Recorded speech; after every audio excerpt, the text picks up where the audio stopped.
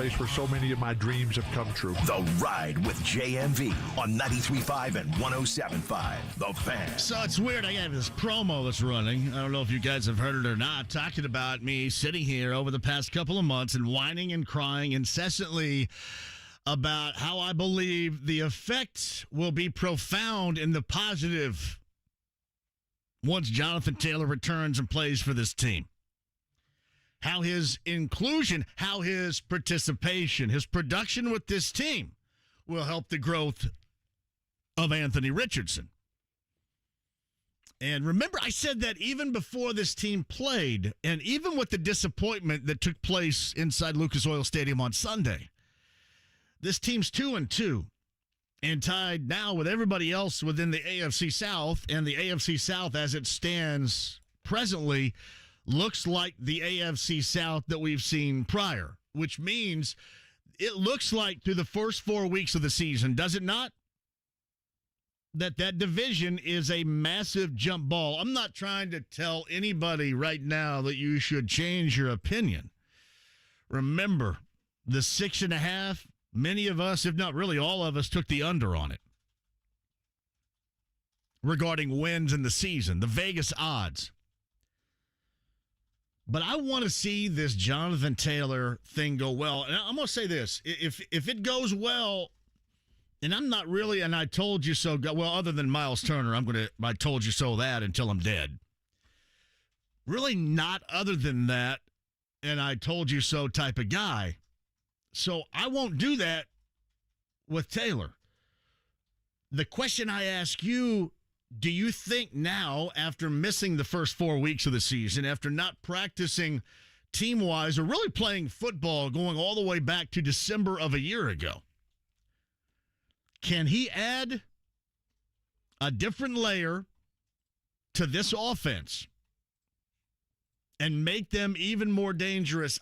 To me, I believe he can, but I'm going to add another layer to this question. Can he do it sooner rather than later? So Shane Steichen yesterday, while we were doing this show, was asked the question about Jonathan Taylor. So they're not going to practice on Wednesday now because of a lot of injuries. They're going to get on the field on Thursday. That's when Taylor gets out on the field. And that will be the first time with his team since last December. It has been a long time. Now, do I expect him to play coming up on Sunday? No, I don't expect him to play. But I would ask you, when you do see him sooner rather than later, can he just pick up on the now healthy, productive running back that people like me expect him to be? And then how do you consider Jonathan Taylor once he gets worked into this Shane Steichen offense? It's easy for me to sit here and say, this guy has been talented. He has led the league in rushing before. He is a game breaker on a team without game breakers. So honestly, what does he add? And then what is the time period of your belief that he's going to be able to add something or add what you believe that he can? Now, some of you maybe think that he's not going to add anything. Maybe some of you believe that, you know what? One of these days, that's going to be somebody else's problem. But let's just think about this in the moment, in the now. With the team that at least early on in the season has proven that they can play with the teams on their schedule. I'm not going to match them up against some of the best in the NFL. Don't get me wrong on that. But if you look at their schedule now and you look at their schedule in the future, remember those times when we thought that the Bengals would be that tough? They're a crap show. That's what they are. These games, week in and week out, with the team that we have seen so far, are winnable. And I know what you're saying out there right now. Well, wait a minute. Isn't this about the growth of the quarterback, the maturation of the quarterback? You guys all said that all spring and all summer. It's all about that. It's not about wins. Well, for one, I've never said it's not about wins. I've always sat here and told you that during a rebuild or a reboot, if you can win games, then win games. That makes everybody happier, especially those around here that have been winning starved. And I mean everybody. no matter what you're rooting for. Unless you've been rooting for Carmel Swimming that wins year after year after year, you've probably had a hole in your resume for being able to get excited about the consistency of winning. And especially with your professional teams. And I said the same thing last year about the Pacers, and they didn't win squat. But they sold you on how it's coming, and now you put the expectations on this team this year, not to contend in the Eastern Conference, but to go to the postseason. Raise that bar on what we saw a year ago. That's your expectation. There were no expectations a year ago. There are now, and that's kind of the difference between what you get in the NFL and any other sport, because the NFL is so much in the moment, and then you look around your own division and you think, why can't you? Now, I know they blew it last weekend. I was talking to Jake and to Jimmy and to Eddie about that before the start of the show. They flat blew it. I thought they blew it more defensively than they blew it any place else on that field. And that's too bad, because that defense and Gus Bradley, they have had really good games. The first three, really good for a defense that you really wanted to feel good about. I talked about going into week number 3 and the tackles for loss. In the aggressive nature, and I guess when you look back on Sunday still, that's what's so massively disappointing, because the aggressive nature, which was counter to how Gus Bradley normally works things defensively, that aggressive nature in Baltimore against Lamar Jackson, mind you. He can move and move swiftly.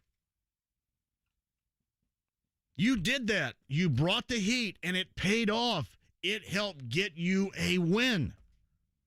An improbable win at that. And then you blank around last weekend with a guy that really needed to be moving around with a cane out there. He needed a rascal or something. And believe me, I'm not making fun of Matthew Stafford, because the dude was a flat stud. People like us, injured like that, not being able to move, we would have all gone home and cried. Every last one of us. Now, we sit here and talk about guts and toughness and all. We have zero idea. None. But you got a pretty good example of it in Matthew Stafford. The bad part about it is that for whatever reason on Sunday, the Colts and their defense rarely tested it. And I know you're going to tell me about, well, there's no DeForest Buckner, and you're going to give me these myriad of reasons of what was going on. You had to make a choice on that.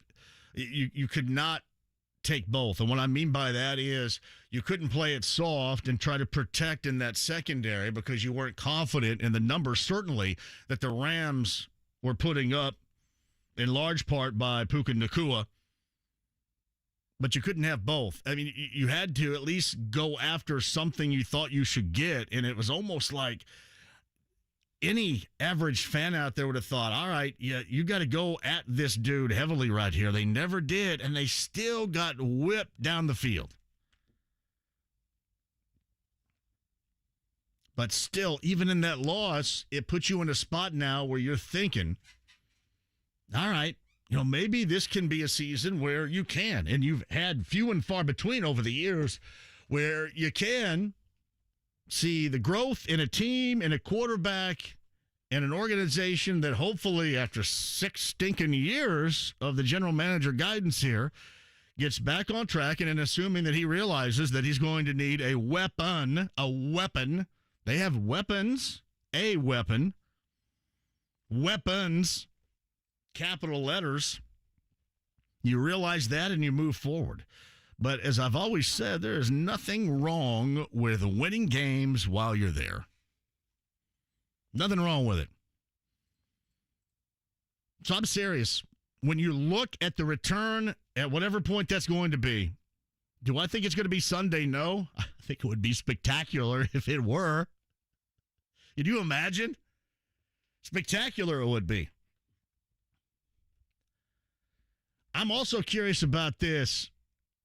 For those that are going to the game on Sunday, and again, I'm just going to speak in hypothetical terms right here, and I'll tell you how I believe it's going to go. And I think that it would be probably better if he came back on Sunday. I think he would certainly get much more of a cheer than, for example, if he didn't come back for the next couple of weeks. Because everybody gets to talking, and you get this out there and that out there, and you've already had these formed opinions right now. I think everybody's kind of backed off the blame of the organization now. Right or wrong, people have backed off of it, and it's been more of the representation of that of Jonathan Taylor. What's going to be your response? Let's just say, for example, he does step out there for the first time on Sunday. What is going to be your crowd response? Now, I know this, that it may be a mixture of boos and cheers, and some people out there may, I'm still mad at this guy. And then the first time he rips off a 20-yard run or something, you guys are going to forget about all that. Forget about all of it. I mean, really, that's all it's going to take for him to get you back. If you're not there right now, if you're not a friend of the running back, not a friend of 28, it's going to take one big run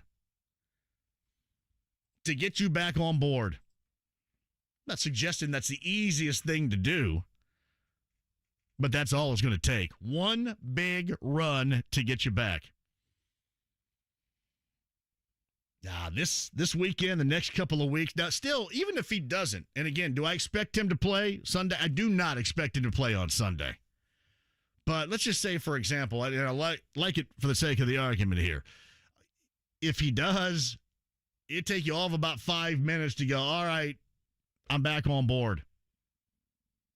And again, as I mentioned in the promo, as I talked about yesterday, that's kind of what I'm looking for here.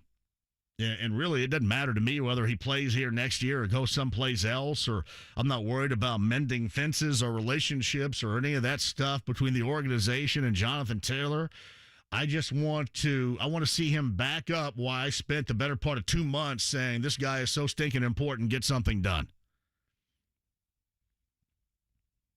Because we have seen in this instance an opportunity for them to win games. When we talked about this schedule being conducive for that, we really didn't believe it. And even with a loss to the Rams in a game that you stinking should have won, you still are going to have that opportunity. How much does he add, and how are you going to feel once he steps out onto that field? And is he going to give this team a little added, a little extra? I mean, certainly from a game-breaking standpoint, what do they have besides him? Him? That's it. I've always sat here and said this, hey, you go out here and you prove people wrong. You go out here, you're ready, and you produce, and then you raise the bar on how much some are willing. Maybe you change some minds out there. I'm not quite sure that's the case. But I will sit here and tell you that everybody's looking for a game breaker. Everybody's looking for anything. You watched this Giants team last night? You watched that mess? Everybody's looking for something right now. And really the only way that Jonathan Taylor has, as of right now in his position, to be able to show his value, his worth, in what he believes that he is do it on the field. And do it for this team. And in turn, do it for you. That's what I expect. And again, I hope I'm right about this, because you're right, I have whined and cried for 2 months talking about how both sides need to come together. 2 months. So I want that instant gratification. I don't want to have to wait. That's kind of where I sit right now. That's where I sat a year ago with the Pacers when everybody else was talking about entertaining losses. And that term makes me absolutely nauseous now. Everybody wants to use it. Everybody wants to use it, and they're all nerds. Not really. But that's how it seems. It just seems like, too, when you get an opportunity and don't take advantage of it, regardless of, hey, you're, what do they say, on the come, which makes me giggle. You're on the road, you're on the path to becoming a good team. I'll give you a great example. Like the team I root for in baseball, the Reds. Hey, you know what? Everything's going to be okay because their future is bright. We don't know if their future is bright. Looks like it with the players they have, but they are the Reds. See, who knows? They are the Reds, and they've been the Reds like this since 1990. They've been the Reds like this since 75 and 76. What I'm saying is, it is always good to take advantage of the opportunity that you have early, if you can, because that's when everybody really gets wound up about it.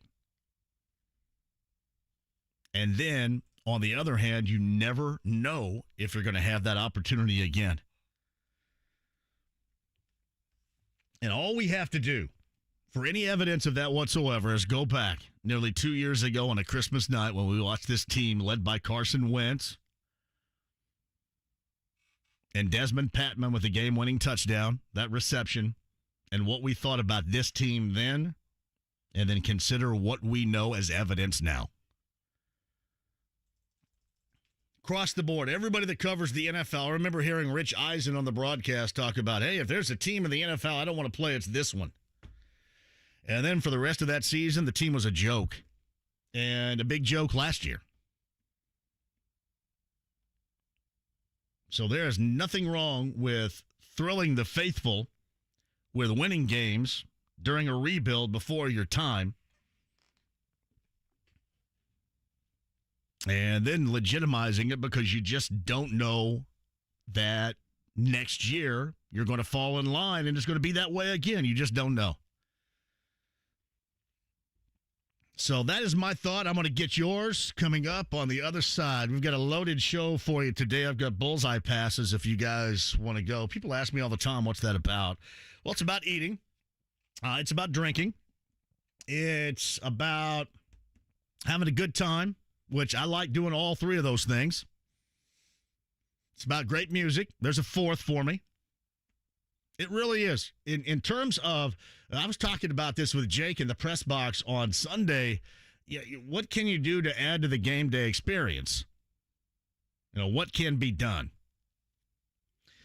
And one thing you can do that you do have control of is what your game day experience is before you get into the stadium. And this is how you do it. Because then you already have that thing. You have that built up. You have that in your back pocket. Hey, this is what I did already. What a blast that was. And then you go in there and you want your team to win. Don't get me wrong. But you've already made your day before they kick at 1 o'clock. It's a beautiful thing. BullseyeEventGroup.com, the Colts VIP tailgate. That's presented by Hayes and Sons Restoration. We'll give away some tickets for that coming up a little bit later on. Actually, all day long, in fact. Yeah, good time. Week number 5, locked and loaded with the Tennessee Titans coming up on Sunday. Got a lot of reaction for that later on this week as well. Yeah, the Titans, it's funny. The Titans have had ownership, and you know this all too well, ownership of the Colts in recent history here, and that's something else that needs to change. You people going to a game and then walking out of that building depressed because they lost again. On the verge of losing 8 consecutive. I'm going to tell you, and that's one of the discussions I had on Sunday. The sense of urgency quest, where you had lost 6 straight in that building going into Sunday, and you came out there with 0 sense of urgency. I know it's easy for me to say, but you tell me if it looked that way or it didn't. And this organization had disappointed fans in that building, paying their hard-earned money, buying everything, taking the family, all that stuff, had disappointed for 6 straight games, and then you come out flat like that, to me was ridiculous, no matter what you think about this team. So, yeah, they kind of owe you one. And there is nothing better than taking advantage of owing you one than doing that against a team that has had ownership of you in recent memory and is a rival of yours with your own cruddy division. Big game. You know what? Hold on a second. This just occurred to me. James, you know what just occurred to me? What's up? You know what this is on Sunday? What is this? You know what this is. You know what this is. It's not just football, but you know what this is on Sunday. Please elaborate. This is a must-win. There you go. Okay. This is a must-win. In fact, I would almost sit here and tell you the next 2 weeks are must-wins. This is a must-win on Sunday. You haven't heard that from me in a long time. Does that make you guys feel good? You guys feel special? You haven't heard that from me in a long time. This is a must-win. And I think I have pretty much laid out to you why this is a must-win. And if any of you dorks out there give me the math on it, then I'm going to have to shut you down. Because you need not do the math like you're some overanalyzing dude. Put away your Texas Instruments calculator and your Commodore VIC-20.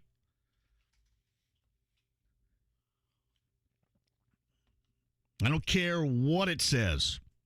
I don't care what all the older generational folks say. Well, you know what? It's not a must-win until you get to December. Yes, this is in the category of a JMV must-win on Sunday.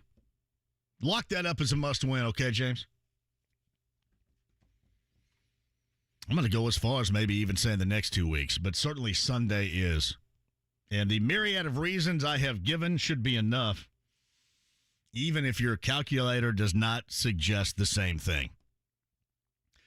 We can hit that at 239-1070. The email address is jmv1075thefan.com. Inside the lounge via YouTube Live, brought to you by Win Schuler's Spreadable Cheeses. It is certainly not just an Indy, but an Indiana favorite right now, flying off the shelves and ready, willing, and able to be spread. The official sponsor of this show, Inside the Lounge via YouTube Live as well. Original, sharp cheddar, bacon and cheddar, pepper jack. Win Schuler's Spreadable Cheese is available at Kroger and Meijer locations throughout the state of Indiana. Your calls coming up on the other side. Greg Rakestraw is going to be here as well.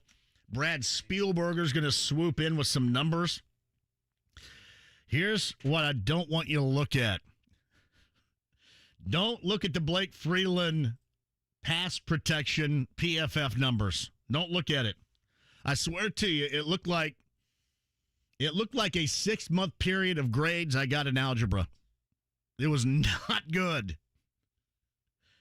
What do they call it to be cool? The Pass Pro. The Pass Pro was not good. Individually speaking, was not good. What was it? Paul Hardcastle had a song back regarding Vietnam. Say back in 1986 called 19. 19. Ferris Bueller skipped school. Had 9 absences in the second half of his senior year in 1986. 19. So 10 more than that. 19 was the number. 19%. We'll discuss that with Brad. That's an ugly number. And still, does it not make you wonder why there was not? Could you not give more help? Could you not help out? My man was on Gilligan's Island all the time, and he protected like he was the skipper. Seriously. It was not good. Talk about that with Brad Spielberger in the 4 o'clock hour. Bob Kravitz is going to join us, the columnist, coming up at the 5 o'clock hour. BullseyeEventGroup.com, Colts VIP tailgate passes. We'll have those to give away. And again, a shout out to Derek Schultz. I have to have a dental. I am so hopped up on drugs right now. I'm trying. I need to be in a band. I think I'm so hopped up on drugs right now that I think even though I cannot play an instrument, Buck Cherry would hire me immediately. And a shout out to the super dentist, Brad Sammons, who's going to get me in tomorrow. And a shout out to our good friend, Derek Schultz, who will be reunited. It will feel really good, like Peaches and Herb, with Jake Query coming up here. A little crossover conversation tomorrow. But no, seriously, it was a short amount of time, and Derek's going to come in tomorrow for me. While the super dentist looks in my mouth. Sounds weird, too, doesn't it? I chose that over performs. Looks better than performs. All right, quick break. We'll come back. Inside the Lounge via YouTube Live, the stream, the app. HD radio sounds absolutely fantastic if you have that capability in your ride. 93.5, 107.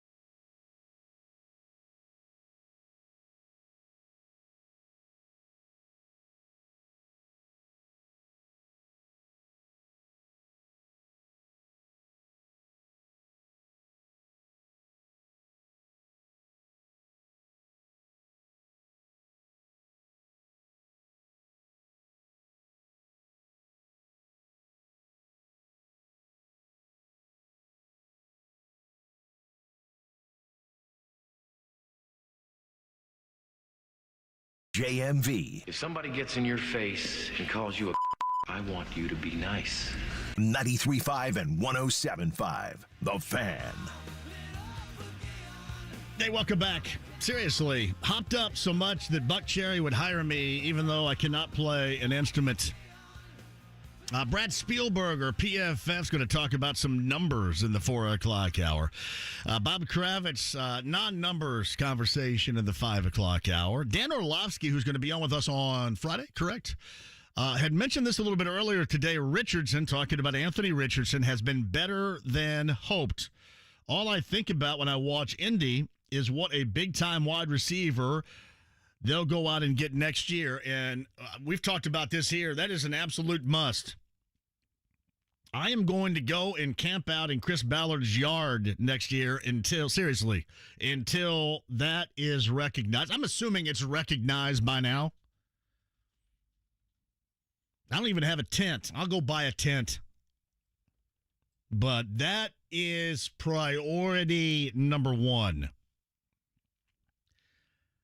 Meantime, by the way, Glenn tells me, before I get to our first guest today, sends me a picture. There's an ample supply of Win Schuler's spreadable cheeses at the Southport Kroger. Now, granted, if there's like 3 mopeds in the parking lot, you'll have to go park someplace else. But there's an ample supply in the Southport Kroger location. Go grab that spreadability. Andy Moore, Automotive Group Hotline. Friend of the show, Greg Rakestraw, with a fantastic request in David Bowie's Let's Dance on Saturday night. Well done. Thank you, my friend. I appreciate that. Were you as disappointed? And I know you did the postgame show, the 5th quarter huddle, you and Bill on Sunday. 2 things. Disappointed in just the lackluster start, which led basically throughout the first half, and the defense overall, because the defense that we had seen, and especially the defense that we had seen become aggressive in that game against Lamar Jackson and Baltimore, taking advantage of what they didn't have on an offensive line, which led to me to a win in Baltimore, that they weren't more aggressive against the guy that probably needed a cane or certainly a golf cart to get around late in that second half on Sunday. I thought they were disappointed in the lackluster start, period, because that's what cost them the game amongst anything else. And I would say that despite his old man status and clearly injured status at the end of the game, Stafford did a great job of effectively moving around in the pocket. And I can think of when E.J. Speed comes in there without a finger being laid on him, and still Matthew Stafford finds a way to complete the pass and move the chains for the first down. So you can be upset with the Colts at the lackluster start. There's also something to acknowledging, hey, the McVay guy can really coach, and the Stafford guy can really play. And that maybe all of us, not that we talk about the Rams on a regular basis around here, I think a lot of folks have thought, all right, their window is closed. They still got some talented players, and they played well against the Colts on Sunday afternoon. It's a Greg Rakestraw on the Andy Moore Automotive Group Hotline. So I've gone ahead and coined it already here because the Colts have won in their own building in their last 7 tries, which is bad. It seems like certainly in recent history, Tennessee has had the ultimate ownership of the Colts in this particular AFC South rivalry. And just given the circumstances altogether, putting that together, this makes this game a must-win for the Colts on Sunday, does it not? Week 5 must-win? It is you, and it is a day that ends in Y. So, yes, I haven't done this in a while, though, buddy. Not in a while. I've been saving them up. Yeah. This is a big one. I agree with you on that front. Because, again, if you had found a way to, just win from the start, but let alone you got the ball back after coming from 23 points down, and you go 3 and out with 90 seconds left to go. Could you imagine the conversation we're having today if they win that football game exactly on Yep. Sunday afternoon? Yep. Because after week 2 and week 3, we're kind of having that 2012 vibe of, hey, when nobody had expectations, everything seems to be clicking in for this football team. Now, Katie barred the door, not exactly the greatest schedule in the world. Hey, this team can make a run. It is still possible. I'll remind people that when the Indianapolis Colts won 11 games in Andrew Luck's rookie year and Chuck Pagano's first year and Ryan Grigson's first year, pretty sure they started 2-3 and then won like 6 or 7 games consecutively. So to some degree, they're ahead of the game. So I think for this team to truly have a surprisingly wonderful season, Sunday's game is a must-win. Everybody's in first place in the division right now.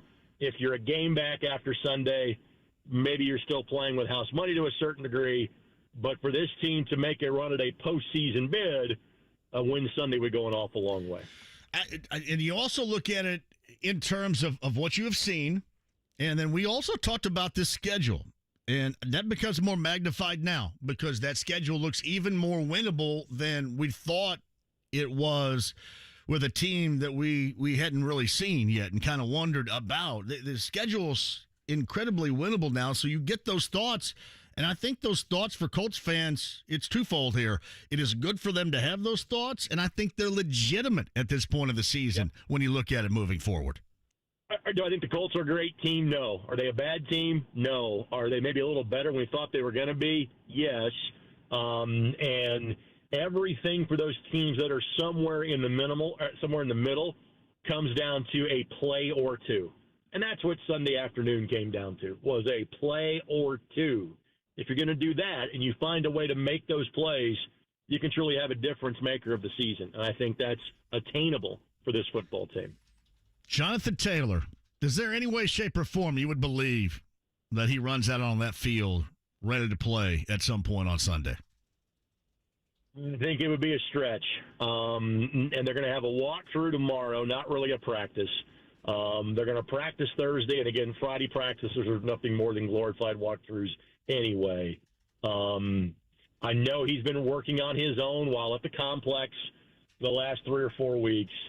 I think it is much more a likelihood that he sees some snaps next week. Again, he's going to play sooner than later. He's got to get that clock ticking in terms of being on the active roster for free agency status, to just kind of accelerate the process and not be stuck in limbo for another year. He's going to play at some point in time, but I think that's a heck of an ask to come out and be able to play, even if a limited number of snaps, after not having seen any action in training camp or the first 4 weeks of the season. Do you believe this to be a slam dunk that upon his return and his acclimation to this team again, that he's going to be able to pick up where a lot of us expect him and production-wise the numbers that he would put up? I'm not talking about through an injury-riddled season of a year ago, even though he did still put up with those injuries and such, numbers conducive to a playmaker and a big-time player. Do you expect that now with this group moving forward once he reacclimates to the situation?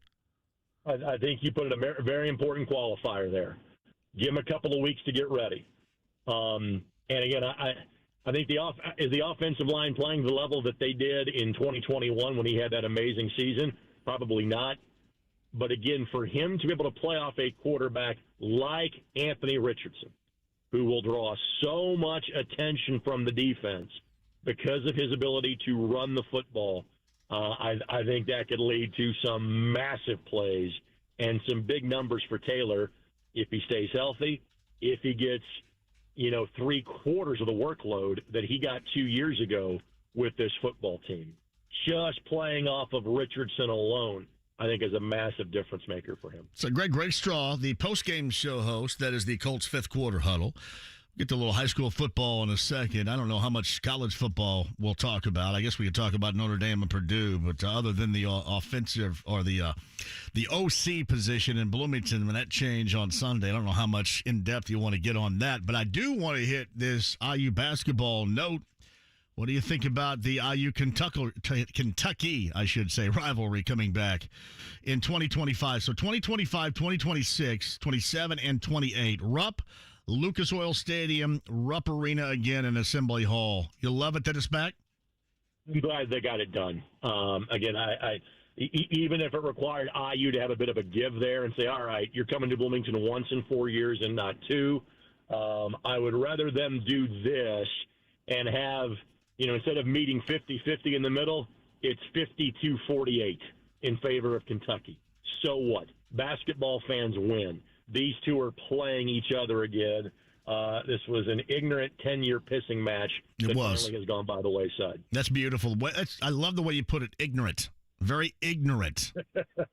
and a lot of the ignorance wasn't on the side of the Hoosiers. Okay, the ignorance, as per usual, came from the other side of the Ohio River. But finally, it's been taken care of, and these two are playing each other as they should be. One time, Ernest T. Bass was thinking himself as no account, and Andy Griffith reminded him that, you know what, Ernest T., you're not no account, you're just ignorant. So, ignorant. I like the way that you put that. Greg Rakestraw is on the Andy Moore Automotive Group hotline.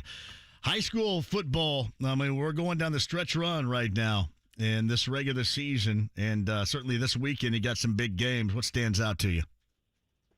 Carmel and Warren Central is the game that I have, and I think both teams are kind of rebuilding a little bit. Ben Davis and LC. Ben Davis really has, kind of the Mick, taking care of at this point with 2 games left to go against Lawrence Central and then North Central. The fact that Roncalli and Cathedral are playing each other again is a wonderful thing. Cathedral's a little bit down. Roncalli's probably a whole lot down by their standards this year. So it's great that they're playing, much like IU in Kentucky. I'm not sure that game would have had the impact it would have had last year or in years gone by. But the story simply is, John, we're to playoff times in a couple of weeks. I mean, the pairing show is Sunday night, and with it being, 92 degrees outside, that's what my car tells me.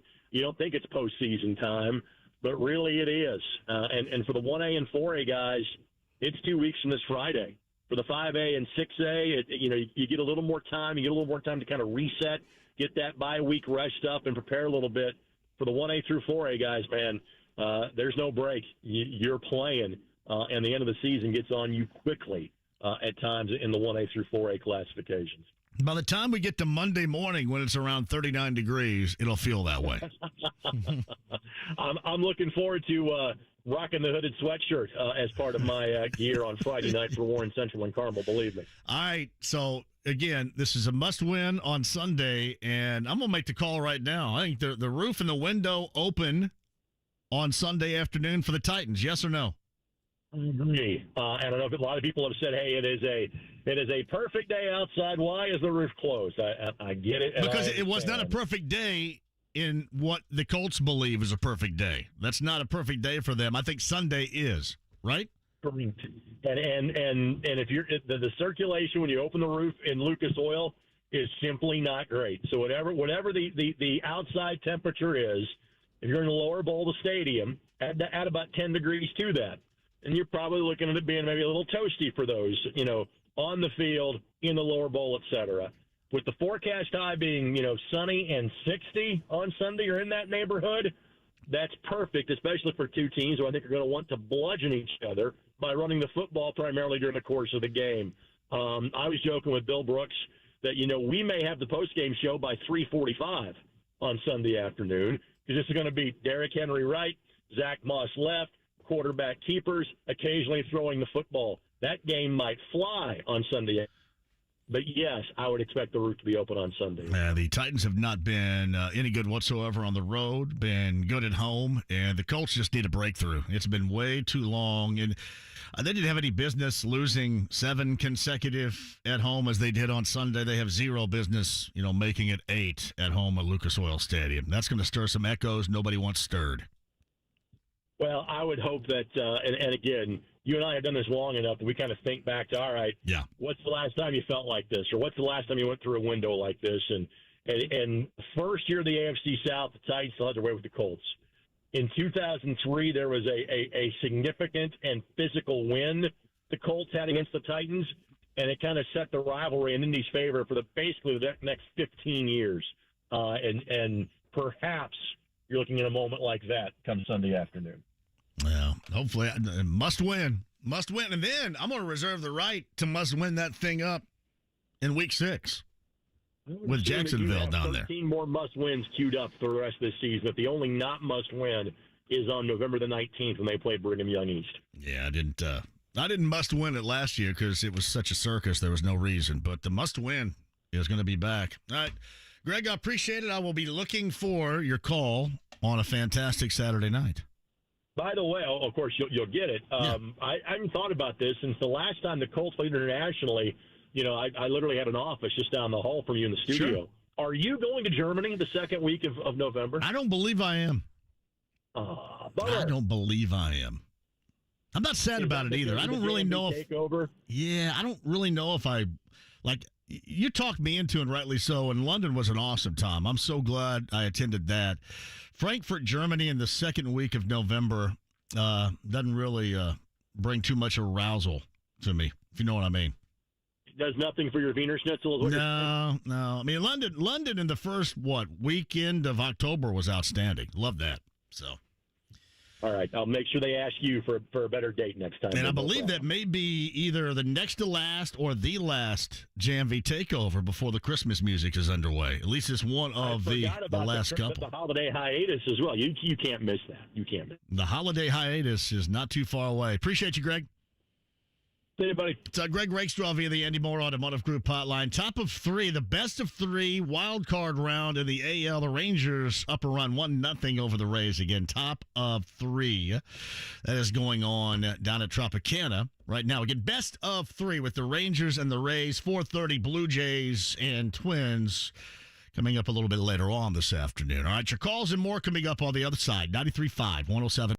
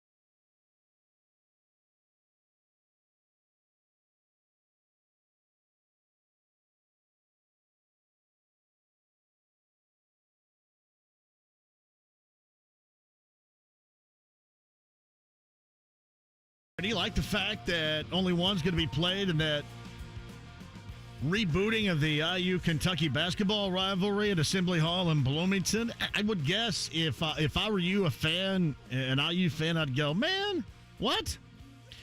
But for the sake of getting it back and for the sake of the rivalry and for the sake of wanting to see that basketball being played again, I'd get a bit aroused about it, yeah. But I can understand where you're thinking, wait a minute, 2 in Rupp and Lucas Oil and one in what? Why? Wait a minute. But I guess that kind of gets lost in the shuffle, if you will, of the return. Hopefully that makes sense to you. All right, Spielberger of PFF coming up after 4. Kravitz going to join us at the 5 o'clock hour again. Just a walkthrough. No practice tomorrow because of the injuries that are going on with this Colts team. They get back at practice coming up on Thursday. The return of Jonathan Taylor, certainly a hot button we will be talking about. You got afternoon baseball, MLB wildcard baseball. Both AL affairs this afternoon. We'll get you a scoreboard update for that coming up a little bit later as well. 239-1070 right now, though. BullseyeEventGroup.com. Colts VIP tailgate passes. If you want to go on Sunday, all you can eat, all you can drink. Bullseye Event Center. Doors open at 10 a.m. 239-1070. Number 9 is going on me right now. 93.5, 107.5 The Fan.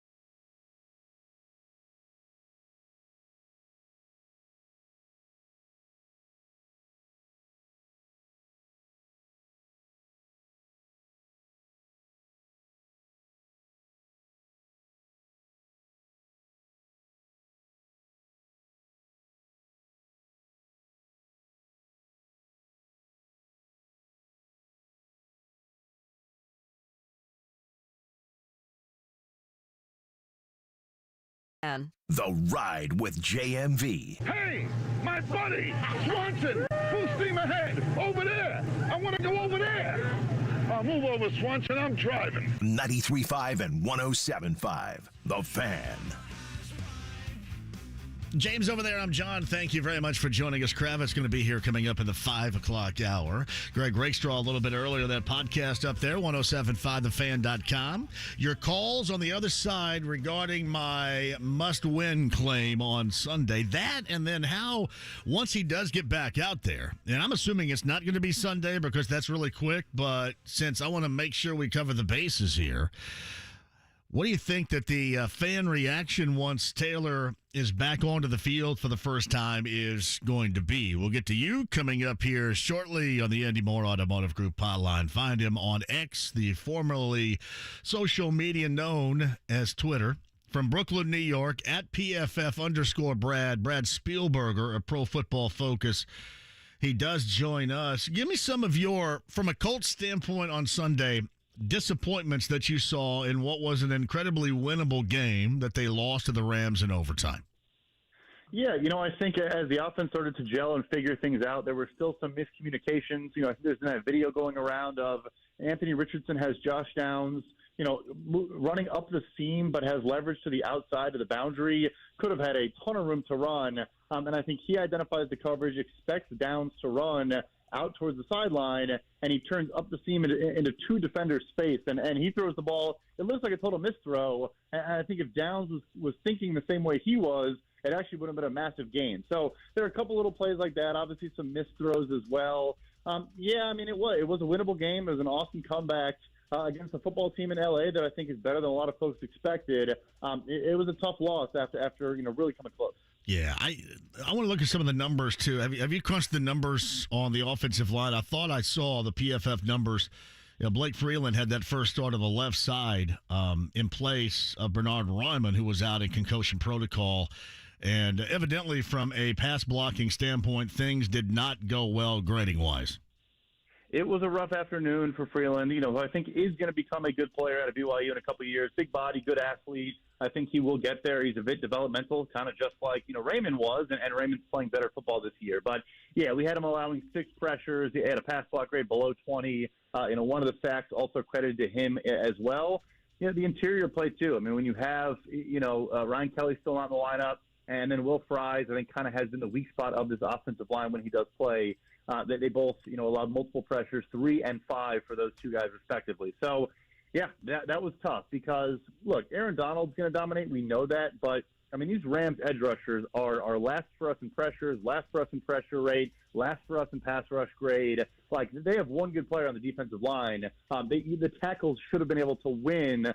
Braden Smith played well, but you would have liked to see a little bit more from Blake Freeland. Was it a struggle? It was the second start at center for Wesley French, in for Ryan Kelly, also out with concussion protocol as well. What was his numbers like across the board blocking-wise?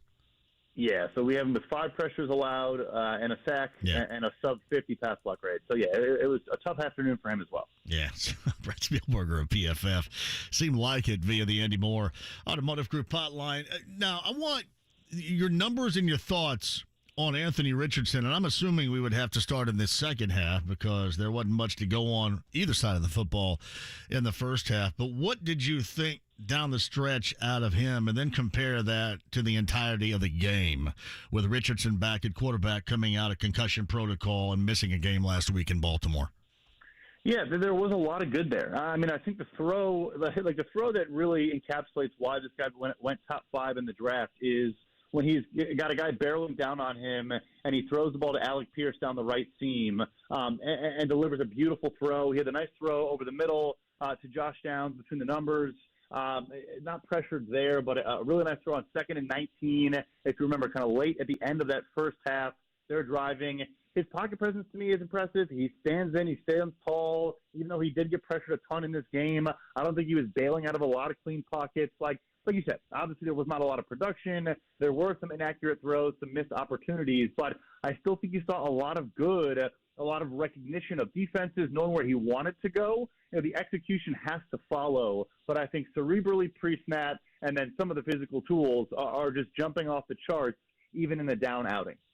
Is he been, through the first 4 weeks here, more impressive than you thought he was going to be? And then, because I thought C.J. Stroud, for the most part, from what I've seen, I didn't see week number 1, and that looked to be a struggle, no doubt. But considering what he does not have around him, I think Stroud, having that team at 2-2, he's had really good performances too. How do you compare the two rookies at quarterback within the AFC South? Yeah, I thought Richardson, again, we've probably talked on this show, did not think he was as big of a project as he was made out to be. I think there are some things he need to clean up in his game, no question, but I think Shane Steichen understands how to design the offense to his strengths. Let him hit on some of those deep shots, let him use his legs. But I still am I'm a fan of his pocket presence. He has good footwork. He aligns his feet and his shoulders to where he wants to throw the ball. So the inaccurate, his release, I think, is a little bit quicker, too. I know they worked on that his last year at Florida. I think the inaccuracy comes from a little bit lack of sometimes putting the proper touch on throws. He's so strong and has this cannon arm, but sometimes you like to see him layer the ball, take a little bit of speed off of it, kind of throw the off-speed pitch a little. But I think all of those things can, more so than bad footwork or bad progressions or bad eyes, I think you can fix those things. Look, C.J. Stroud's been remarkable. I mean, truly, truly exceptional. They had 4 third-string offensive linemen playing against the Pittsburgh Steelers defense that was 9th in pressure rate coming into this game. He took 0 sacks in the game. He was getting the ball out quickly, in rhythm, on schedule to guys in space. The first touchdown pass to Nico Collins was where only he could catch it.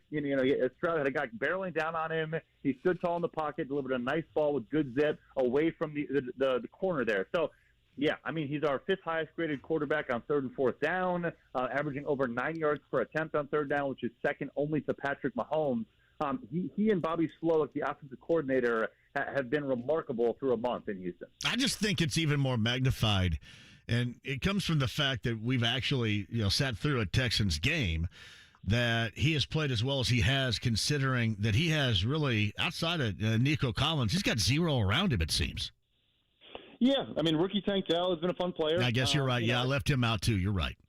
No, but I'm not even necessarily disagreeing with you. It's like if we're going to highlight as a big bonus, a 3rd-round rookie who's 5'8", 165, obviously he's overcoming that. Yeah. That's not supposed to be a dig necessarily, but you know what I mean. Like, he has to get free releases kind of schemed up for him a little bit. He's not going to, always be able to just beat press or battle with more physical corners. But I think that comes back to, and again, Stroud has been exceptional, but the Texans right now are 2nd in the NFL in yards after the catch and yards after the catch per reception. They only trail the Miami Dolphins. What Bobby Slowick has done in getting players in space where they're moving when they catch the ball, and then it does come back to Stroud where he's not just accurate. He is throwing such pinpoint accurate throws that it's boosting the yards after the catch for his playmakers.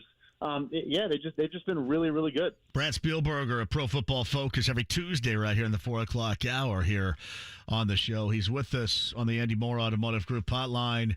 So give me this, your expectation, and whether it's going to be Sunday, which I can't imagine, but maybe it is, either Sunday or against Jacksonville or whenever the Jonathan Taylor return happens, what do you think he's going to be capable of adding to this Colts team? And, can he get back to what we saw the year before last and being just that dominant runner? Do you think he still has that in him? Is that is a high level of play a reasonable expectation given the fact he hadn't played in almost a year since last December? I think it is. I mean, look, maybe there's some rust in the first game back. Maybe, he's not as patient waiting for holes to develop as we've seen from him or things like that. But I have no qualms that after 1 or 2 games, he's going to look like Jonathan Taylor. I think he's going to be fully healthy. He obviously, has taken a lot of time to get all the way there. The pup list was partially contract related. Again, I'm sure he was actually injured, but maybe it was a 2-week injury, and they went to a full 4 to let him get fully healthy. But yeah, I mean, at the end of the day, he's in a contract year. He's trying to earn a big contract elsewhere. As mad as he wants to be at the team, and that's a whole separate conversation, he still wants to put good football on tape. So you're going to have, I think, Shane Steichen understanding the leverage that Anthony Richardson provides in a rushing attack. We've talked about, Lamar Jackson, Jalen Hurts, Justin Fields, whatever. When you have a quarterback that requires the team to have a linebacker spy, a safety spy, they flow to his direction up front on the defensive line, it makes things so much easier for the running backs. I think Taylor is going to have massive production right away. All right, Brad, I as far as being able to carve out a path to where he gets maybe not all that he wants, either here or someplace else. I mean, can he, in the market era in which we're in at that position right now, can he carve out his own reasonable path and how he's going to get paid again, whether it's here or someplace else? Is that possible, or is it going to be a foregone conclusion that he's going to have to take what he can get and not throw a fit? I think maybe the one path forward is, if he does reach unrestricted free agency and is not franchise tagged. Look, we know it's hard for the position to get paid, even for the top internal, extension candidates himself, Pollard, Barkley, Jacobs, whatever. But we also know the nature of free agency at the end of the day is you get a couple bidders in place, and then you can drive prices up. Because once that team is in on that deal and wants to sign that player, they're willing to bend a little bit. And, I think the expression is B-plus talent gets A-plus money or whatever, kind of the old adage is. So I'm not even saying he's B-plus talent. He's probably A talent. But that's the thing is the biggest hindrance on the market is that they're negotiating with one team that has the franchise tag at their disposal and can basically say, we can pay you year to year until you're 28 years old, and then, you're Dalvin Cook, you go sign for 1 year, and you're averaging 2 yards a carry in New York. Like, that is the tough reality. If he can be a free agent at 25, yeah, he should be able to do decently well. So Brad Spielberger, Pro Football Focus with us. All right, coming up on Sunday, Tennessee is in town, and they've had ownership of the Colts in recent history. The Colts have lost now 7 consecutive at home, so it's certainly time to turn that around. And the way that it looks right now, maybe you can speak to this. It has been pretty good, certainly at home for the Titans, not so good on the road. What have been some of the biggest differences between this Titans team on the road and then playing back in Nashville, other than what we already know about that fact in general? Yeah, I think really for them it's just been the specific matchups they've had in those games. I know you look at Cincinnati and think that the team, even with a hobbled Burrow, that could take advantage. But in reality, I think it's the exact opposite, where Tennessee is a top 5 run defense in the NFL. They've been a top 5 run defense in the NFL for the last, 5+ years. They had allowed the most passing yards in the NFL last year. They allowed the second most completions on throws to 20-plus yards downfield. They are getting beat over the top consistently by pretty much every offense they play. Burrow is still so injured with that calf that he can't scramble at all. He can't operate outside of structure, and that's where he hits a lot of those deep shots. You then, of course, lose T. Higgins to an injury, in the first half of that game. So I think this is going to be an Alec Pierce game. I think it's going to be a big Michael Pittman game as well. Use Josh Downs' verticality in the slot. That's how you beat them. You can't, come in within yourself and say, we're trying to stay ahead of the chains and get to third and manageable. No, take shots, try to be explosive in this offense, and I think you can pull it off. Because on the flip side, this Titans offensive line, maybe the worst unit in the NFL. They did play pretty well last week, but, Cleveland, they had 97 yards in the Cleveland game. I think this defense for the Colts up front can cause a lot of problems for the Titans. Well, I was going to ask you that, too, regarding the line, because you kind of flipped the script, 27-3 loss in Cleveland the week prior, and then, Sunday they win 27-3 over the Bengals, and it looked like, at least on paper, that they got Derrick Henry back going to where they hope Derrick Henry is going to be. Was that because of that offensive line? Was that your impression right there, or was that more about the Bengals just looking so stinking lost right now? Yeah, I think that's the biggest part of it. Cincinnati does have a good front, but the way Cleveland is playing right now is, top 5 defensive line in the NFL type play.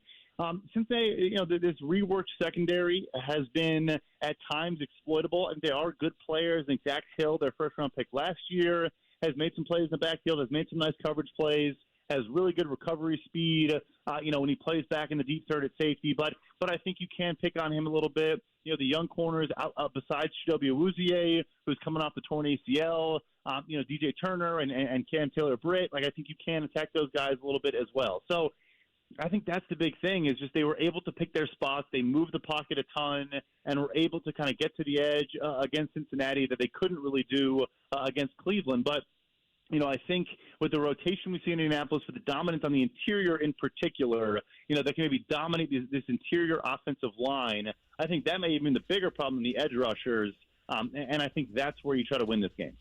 Yeah, I don't think they've done much through the air so far. What's been the stats for Tannehill? And I know Hopkins, I think, led the team last week, but it wasn't robust numbers whatsoever. What's been the threat through the air, if they could find a threat through the air in these first 4 games? Sorry, for the Titans or for the Colts? For the Titans, I'm sorry. Yeah. So, their issue has been, look, DeAndre Hopkins hasn't been 100%, but also, he's a guy that can't really create separation. Yeah. He is a contested catch guy, and Tannehill, I think, is building faith in him more and more as time goes on. But then, the first rounder for them last year, Treylon Burks, I think even when healthy, might be behind Nick Westbrook-Ikhine and Chris Moore in the pecking order in this offense, which is, not a very good sign. Those are replacement-level wide receivers with all due respect. So it's really not there. It's a ton of play action, and Tannehill's good throwing on the move. In a clean pocket, he'll stand in, take hits, and find plays. But if they don't get yards after the catch and make players miss in space, they really don't have much there. A good 1-2 punch with Henry and Tyjae Spears. But, this passing attack, week to week, it could have, 50 yards or 300. But there are games where they're going to struggle to do much at all through the air. Hey, Brad, I'm assuming this is some sort of analytics record. So you put up 70 and beat the Broncos the week prior. You give up 48 and lose on the road to the Bills this past Sunday. Is that some sort of analytics record with the Dolphins? It probably is. The 70 points is the most offensive points scored in a game in NFL history. I know some teams had more total points, but that included defense and special teams. So that already was a 1-of-1 record, and then you turn around and get a near. Give up 48. I wish they'd have given up 50. That'd have made it better to talk about, I think, if they would have given up 50. Yeah. Yeah, no, but you're probably right either way. I would imagine that is probably a record. All right, the Colts are going to see the Browns later on this season, too. No Deshaun Watson. We found that out right before game time, and the Ravens rolled over Cleveland. What's their injury situation across the board with Watson at quarterback, and, Myles Garrett's been dinged up as well. We know about the Nick Chubb situation. What is their landscape looking like in terms of injuries in Cleveland? Yeah, so all the guys you just mentioned, a couple of nicks and bruises here and there in the secondary for them as well. I think the issue for them, really, look, you lose right tackle Jack Conklin. That is a very, very big loss. They do like their rookie in DeJuan Jones, but he's ignoring injuries. Joel Bitonio and Wyatt Teller, their guards, have been, it's been them and Quentin Nelson, frankly, have been competing, and Zach Martin in Dallas maybe, competing for the highest graded guard the last 5+ years in the NFL as well. And neither guy has played all that well. Ethan Pochich, the center, is taking a ton of penalties. Has just not been as good in the run game as he was last year. A lot of reaching, a lot of grabbing jerseys, and it's putting them back into, first and 20s. And this offense right now is not going to convert, that long of series. So the offensive line just needs to play better. They have a former top 10 pick in Jedrick Wills at left tackle. Had his 5th-year option picked up, and his top 5 for us in pressures allowed. Has not played good football. So it's one of those. This is how I always spoke about Indianapolis coming into this season. I'm not even sure it's so much like adding external talent or getting healthier. Sure, it's a part of it. It's also guys that you have that are good football players just playing, at a higher level. How screwed are the Giants right now with Daniel Jones? It's as ugly as it could possibly be. And look, Jones was under pressure on around 50% of dropbacks last night. He's been at that level pretty much the entire season, which is completely unsustainable. But he's also holding on to the ball way too long. He's running into pressure. I get why you leave clean pockets when you think you're going to get sacked on every single dropback, but he did bail on a couple of clean pockets last night. He had Wan'Dale Robinson wide open up the right seam on a play and was rolling out, and I think took his eyes down and could have had a 60-yard gain, which would have been, half their offense on the night if he connected on that pass. So the offensive line is terrible. There's no question about it, but they have just not schemed around it at all. A lot of static routes. Everyone's catching the ball, coming back to the football. The few times where Wan'Dale Robinson or Jalen Hyatt caught the ball with a head of steam going forward were the few successful plays they had. But yeah, his vision is off. He's slow through his progressions. Yes, he's a good athlete, but this offense might be the worst in the NFL through the first 4 weeks. It's Brad Spielberger of PFF on the Andy Moore Automotive Group hotline. We've talked about Anthony Richardson and C.J. Stroud. What's been your first 4 weeks of the season impression on Bryce Young in Carolina?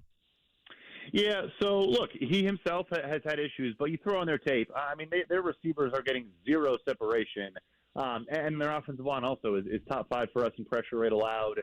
I mean, he's getting hit. Even when he does complete passes, he's getting hit every single time.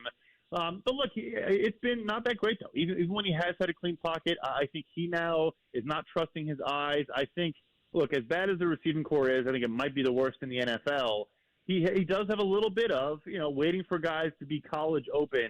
Jameson Williams at Alabama open. And guys don't get Jameson Williams at Alabama open in the NFL. So I think a little bit more trust and uncorking the ball early, trusting that DJ Chark or Adam Thielen are going to win some of those contested catches. But like I said, you watch the film, and there's no guy with any separation whatsoever.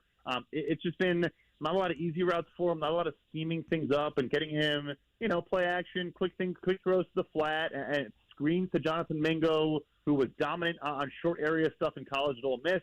It's just nothing is going well for that offense in Carolina. Well, and let's look at the Raiders, too. Of local interest, Aiden O'Connell out of Purdue has worked his way up from a walk-on to starting an NFL game, and it probably did go through a little bit of a Khalil Mack nightmare, certainly over the weekend in that loss to the Chargers. I'm curious, what did he look like to you? And I've had a lot of people, I don't know if it's just Purdue fans saying this for the sake of Aiden O'Connell, but a lot of people were suggesting the offensive game plan was absolutely whack. How'd you look at his first start in the NFL for the Raiders in that loss Sunday? Yeah, I mean, look, he was I think our highest-graded quarterback in the entire preseason. I mean, he was first, and Kenny Pickett was second, so it probably tells you how much signal we should be taking from that. But nevertheless, he looked really, really good in the preseason. I thought he was decisive. He got the ball out quickly. In this game, I mean, look, the game plan probably was not great. I have not watched the All-22 yet, but I remember watching the broadcast, and he's holding onto the ball forever. Some of those 7 sacks, I think 3 or 4, as I'm watching in real time, I'm like, that's as much his fault as it is the offensive line. I mean, look, Khalil Mack did burn Jermaine Illuminor around the edge a couple times, but I think 3 of his 6 sacks I would define as cleanup sacks where, he was pushed around the end, the ball should have been out, and Khalil Mack is 12, 13 yards behind the play, turns back around and runs and hits Aiden O'Connell in the back. You can't really blame the offensive line for all of those sacks and pressures. So he'll get better. It's his first start, but look, Tim Howell's done it. Justin Fields is still doing it. Young quarterbacks do it all the time. You just got to get rid of that ball sooner.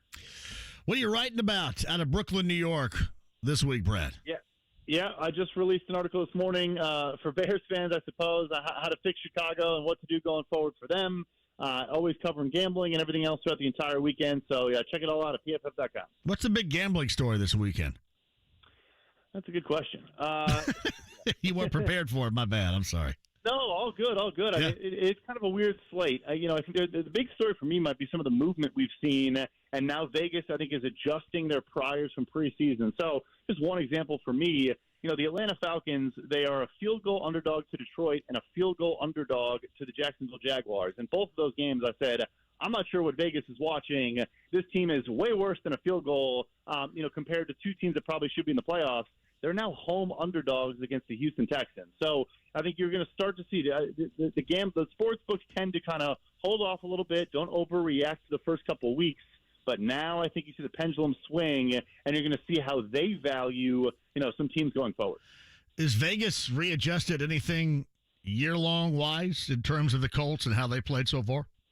Absolutely. I think being a favorite, at opening against the Rams was a big deal. Again, the Rams were not seen to be a great team coming into the year. And, yes, they were coming off a poor game against the Cincinnati Bengals, but their offense was efficient and looked good against the San Francisco 49ers. They were dominant against the Seattle Seahawks, who got off to a slow start, but obviously, had 11 sacks last night. So it's a pretty good defense, or it should be going forward. And so I think Indy being a favorite there already was them, kind of adjusting and saying, hey, this team is not as bad as maybe we thought. I think that was a notable spread to me. All right, Brad, I appreciate it as always. You have a great week, and we'll check in again next Tuesday. Thank you, brother. Sounds great. Thank you. What's up, Brad Spielberger of Pro Football Focus on the Andy Moore Automotive Group hotline.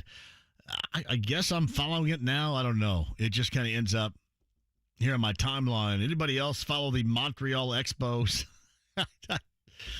And there has been rumored chatter that Tom Brady would like to invest in bringing baseball back to Montreal.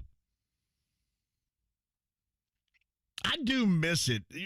The logo, the uniform, and listen, it is a struggle to ever recapture what was once great.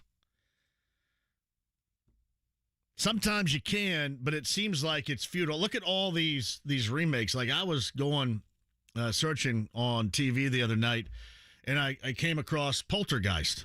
And I go, hey, yeah, Craig T. Nelson, Jill Beth Williams going to be, smoking a little pot in bed, and all of a sudden, what's happening? They're here, going to start freaking out, and it was a reboot. I don't want to watch the reboot. I was searching around. Hey, there's Footloose. Kevin Bacon. He's going to, work off his troubles while dancing around in what he thought was a vacant warehouse and doing gymnastics and dancing and stuff and drinking a beer and smoking cigarettes. And then I turned it on. Oh, it was a reboot. Sometimes the reboots, especially with movies in mind, don't work at all. The Montreal Expos will go down in history as one of the greatest logos, and though they never won anything substantial, some of the best talent we had seen over a couple of different decades. Actually, you can go back to 3 if you can one. You go back to the 70s with Dawson and Cromartie. And Tim Raines got his start there. Tim Wallach was there. I'm going to miss a ton of guys right now. Ellis Valentine, if you want to go back to the 70s. Steve Rogers as a pitcher. Jeff Reardon was there as one of the Terminators back then as a closer.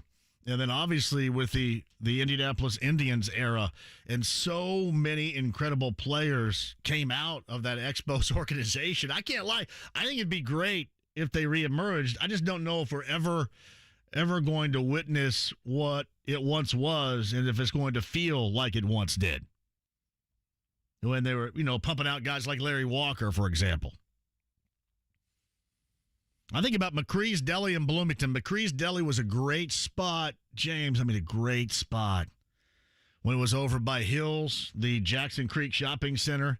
And then they tried to reboot that. I think it lasted maybe 2 months. Done. Was not the same. Sometimes you just simply can't recapture it. I'd say the same thing regarding the Seattle Supersonics. Love to see them back. Love to have the logo back. Love to have the city back. But can you recapture? Worth wondering. Quick break. We'll come back. Scoreboard update regarding these American League wild card matchups in game number 1. One's underway. One's about set to get underway. We'll get you updated. Bob Kravitz, top of the hour. Bullseye Event Center passes also coming up too. 93.5, 107.5 The Fan.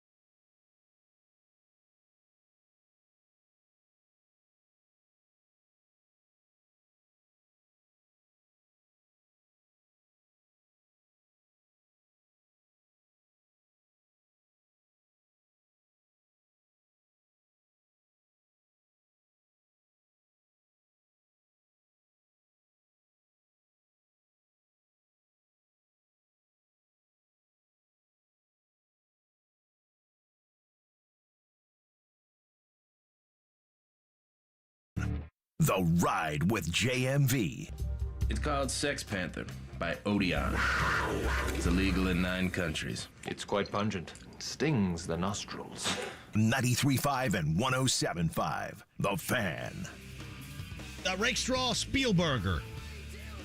A little bit earlier, podcast with each 1075thefan.com. Inside the Lounge via YouTube Live, brought to you by Win Schuler's Spreadable Cheeses. The spreadability inside the Lounge via YouTube Live, as you may have noticed if you've ever been in there, is endless. And so are the possibilities with Win Schuler's Spreadable Cheeses. Original cheddar, sharp cheddar, bacon, and cheddar, and pepper jack located. And by the way, too, there's there's a gold mine of it. And Glenn just sent me this at the Kroger on Southport Road. Now, granted, you may have to walk over there because the parking lot is only big enough to fit in like 3 mopeds. But they have a ton of it over there. Ample in all flavors. So go grab you some, too. And for recipes, log on, winschulers.com. I saw this note. We were talking to Greg a little bit earlier about the resurrection of the IU Kentucky basketball series. This is a tweet from Rick Bozich. To any IU basketball fan complaining, what? IU fans don't complain. When's the last time an IU fan complained? To any IU basketball fans complaining about the location for the 4 UK IU basketball games. IU Athletic Director Scott Dolson told me that the 2026-27 game, I'm going to have to start doing some math. How old am I going to be during this?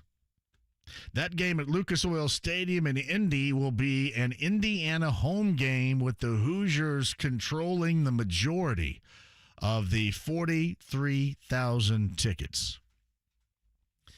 That is from Bozich a little bit earlier today.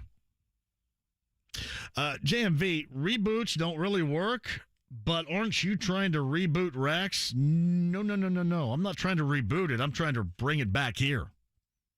It still exists. Like the Montreal Expos, they don't exist. I'm trying to bring it back here. It's there. And I'm on target. You tell me a reboot of a film that is worth a crap. There is not one, is there? They just screw it all up. They did it with Shaft. They've done it with Poltergeist, with Footloose. Just jacking around and doing it again. They haven't done it with Teen Wolf. If they do it with Teen Wolf, then I'm just done. You can't screw that up. But no, the racks still exist. My friend, the Romies, the Romanex, bring me I have to say it in full terms here, the beef, bacon, and cheddar whenever they come back from West Virginia. I thank them for that. No, don't even ask. Don't even ask. There's a reason why I have to, because there's jackassery on the internet that I have to deal with. No idea. And JMV, Gary Carter was an Expo. Indeed he was. Pete Rose, yeah, that hurts my feelings right there. The fact that Pete Rose was an Expo and a Philly. Tony Perez, yes, there's another one. Don't remind me of that crap. Yeah, don't remind me. The Joe Morgan, when they tore apart the Big Red Machine and then went all these other places and won. That was fantastic. Great. I mean, what was I like at the time? 8, 9 years old? I still noticed that. I think I saw this from Alex Golden, right? So, training camp day 1 starters for the Pacers. And we'll see what this means further down the road. Tyrese Halliburton, Bruce Brown, Benedict Mathurin, Obi Toppin, and 33 all in there. And that's day 1 starters. Thank you, Alex, for that. JMV, hopefully my wife doesn't start craving. Come on now. Don't get me in trouble. Kenny's at 239-1070. Kenny, I'm going to go ahead and go to you. I apologize for your wait. Nah, it's all good, brother. Hey, I just wanted to say thank to you. Thank you and your whole program for the positivity on the Colts this year. It's awesome, and I just wanted to ask your opinion. Yeah, hold on 1 second, Kenny. Finish. I just drank a hair. Hold on a minute. All right. Oh, darn. All right. Up, I'm good bro. now. I'm good. I'm better now. Right on. That was close. I have to tell you exactly what goes on in here. I just don't feel like I'm doing my job on this program. Go ahead. Go ahead, Kenny. Do you see the future when you look at Richardson play? Can you see it? I do. I do. And it is going to be up and down. That's exactly the way that it was. It was very down in the first half, and you can either make excuses. It's really how you view it. You can make excuses for it, or you can just tell it like it is, and it's going to be up and down. But I love the way he handled things and handled things late. I wanted the result that everybody else wanted. But watching him work his team back in the fashion in which he did and make plays with the arm and with the feet, and we can make an argument, too, and whether or not you believe that it was a Granson drop or Lake indeed got his hand in there, that's fine, but that was a tremendous throw. The accuracy thing, I don't know if it's ever going to be to everybody's liking. Hopefully that it is.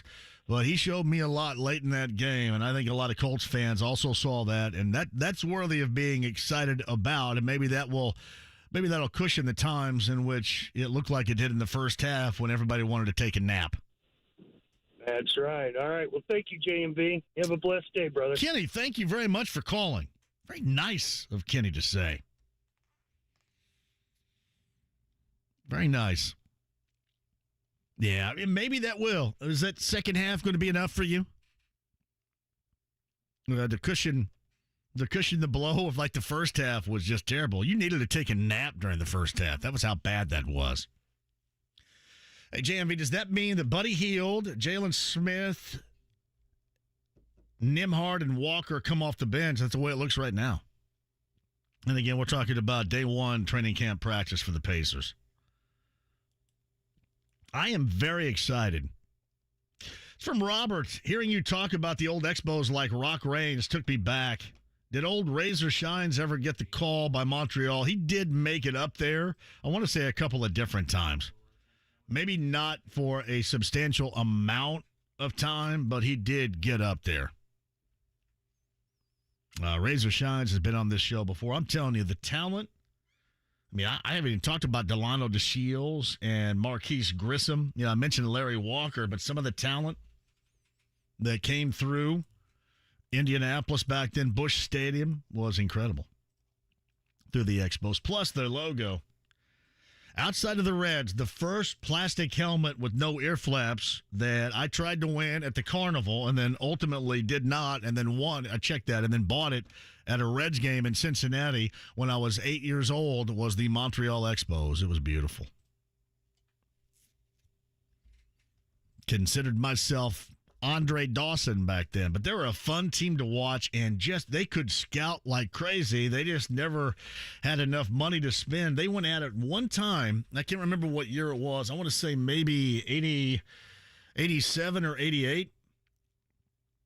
Remember, they traded to Seattle Randy Johnson and Brian Holman. I think 3 in all, but certainly Randy Johnson was the centerpiece of that. They traded in a rental situation for Mariners left-hander Mark Langston, and that did not work out. My recollection, that is maybe the only time they ever went for it in a rental player capacity like that, and it crapped out on a big time. Mark Langston. Matt's up next at 239-1070. Matt, welcome to the show. JMV, how are you, brother? Man, I'm fantastic. Go ahead. Good deal. Hey, the great big takeaway I had from the game Sunday with Richardson wasn't so much that he did anything different. They just called NFL-level plays. The first few games, like in the first half, for instance, he had 8 runs and 7 passes, and Moss had 4 runs. Now, if you're running your quarterback more than your designed runs, if you're running him more than you're having him throw the ball, and all of his passes are 3 yards, that's not NFL football to me. That's him doubling down on an awful college career. When they finally started to look downfield, even though I'm totally in agreement with you that we don't have maybe the best wide receivers to do that. I mean, he's not going to learn to throw the ball downfield if all he's doing is running. And yeah, I really thought. I thought that was Steichen. That was Steichen's play calling to get him into. I agree. It didn't work and it was boring. I couldn't tell if that was to get him again acclimated to what he had missed the week prior, coming back from concussion or what. But it didn't lead to much. I will agree with you on that. Well, and that was the other thing. You're coming off of a concussion. You've been injured in both of the games you play, and you run him 8 times in the first half. I mean, it's asinine. It was almost like, hey, I told you we're not going to shy away from utilizing this guy as to one of the reasons why we drafted him, and I'm going to show you right here. It felt that way to me. And it probably certainly was more than that by design, but that's how it felt. I loved the fact that, and people are like, oh, they threw the ball because they had to in the second half. Moss had 14 carries in the second half. So they didn't stop running. They just started running the running back and having the quarterback throw the ball like an NFL team does versus a wishy-washy college team that doesn't have a quarterback. Here's the other argument we can make, and it's legitimate too, that once Stafford got injured, I thought that Sean McVay protected him to keep him out there, and I thought that they took their foot off the gas a great deal late in that game. Would you agree? Oh, for sure. But I seriously, I just go back. If they want Richardson to develop, and we all want that, and he's got a ton of physical, God-given ability, but he needs to learn to throw the ball better. So how about we throw the ball and have him learn on the job? Because him running the ball over and over again is never going to develop his passing game. I would rather watch him throw 6 interceptions in a game than run the ball 14 times, because that is never going to win at the NFL level. I think one of these days they just hope to have a delicate balance of that and trying to work him in to what he is best suited for right now to feel comfortable. And I think that that's what they try. Again, that's what they're ultimately going to want. Certainly more of a passing presence. I think right now they're just trying to delicately balance that and get him acclimated and feeling comfortable in what he does. Just a thought. And his one run was a touchdown. I mean, if you save his runs for second and goal, that's great. But if you're going to be running him on 1st and 10 at your own 30, I just think you're looking to get him killed. Yeah, well, and Matt, get ready for it. I said this all along. They're going to do that and continue to do that. So I hope they buckle up, Matt. I appreciate your call. Thank you very much. Yeah, JMV, I've heard you complain before about the train across the track at Bluff Road when you're on your way to the south side going home after the work. I also have to deal with that. I just noticed that myself. Yeah, can't do anything about it, but the Indiana Railroad Company does that, I guess. But they'll park, and it's almost every time I go down there, I go, hell. Here it is. There it is. So, yes, I'm glad that you've noticed. It just seems more prominent now than it ever has been. I don't know. Maybe I'm just bad luck, which could be the case. Bob Kravitz, top of the hour. Break right here. 239-1070, the number. Stefan and JJ and Muncie on the other side. Tuesday edition of the shows on 93.5 and 107.5 The Fan.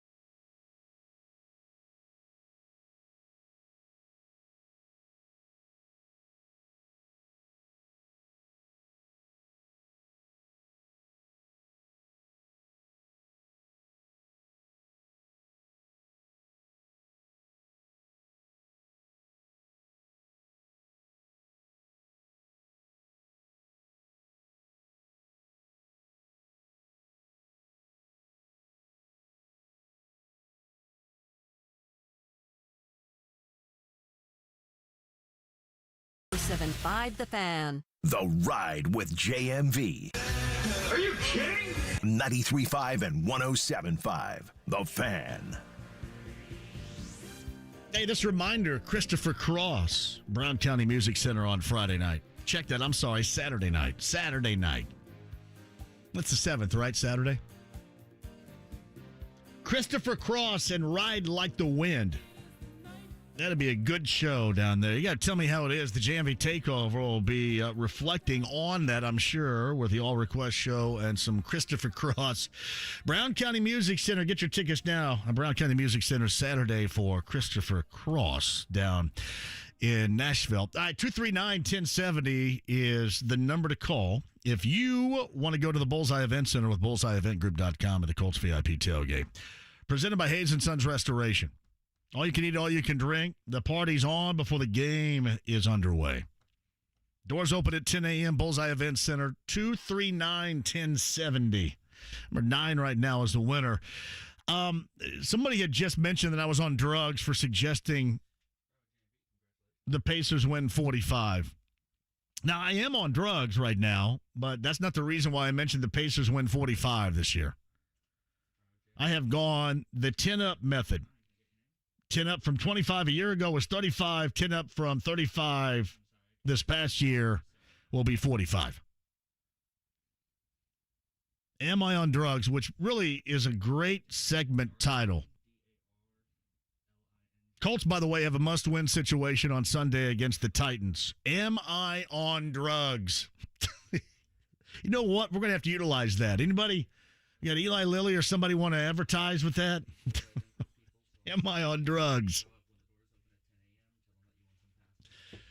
45 for the Pacers. We'll ask Bob Kravitz that and more coming up on the other side. Somebody's going to go to Bullseye, too. More coming up at the 5 o'clock hour. Do not go away. 93.5, 107.5 The Fan.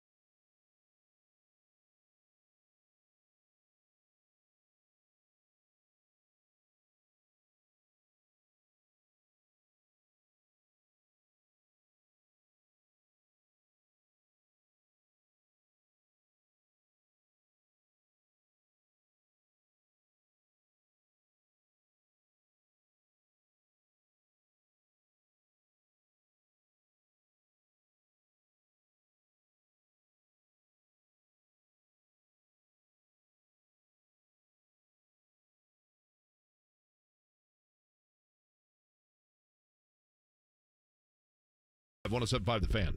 The Ride with JMV. Son, you got a panty on your head. Just drive fast, eh? 93.5 and 107.5 The Fan. We got AL Wildcard, playoff baseball updates, end of 6, Rangers 4, Rays 0 from St. Petersburg.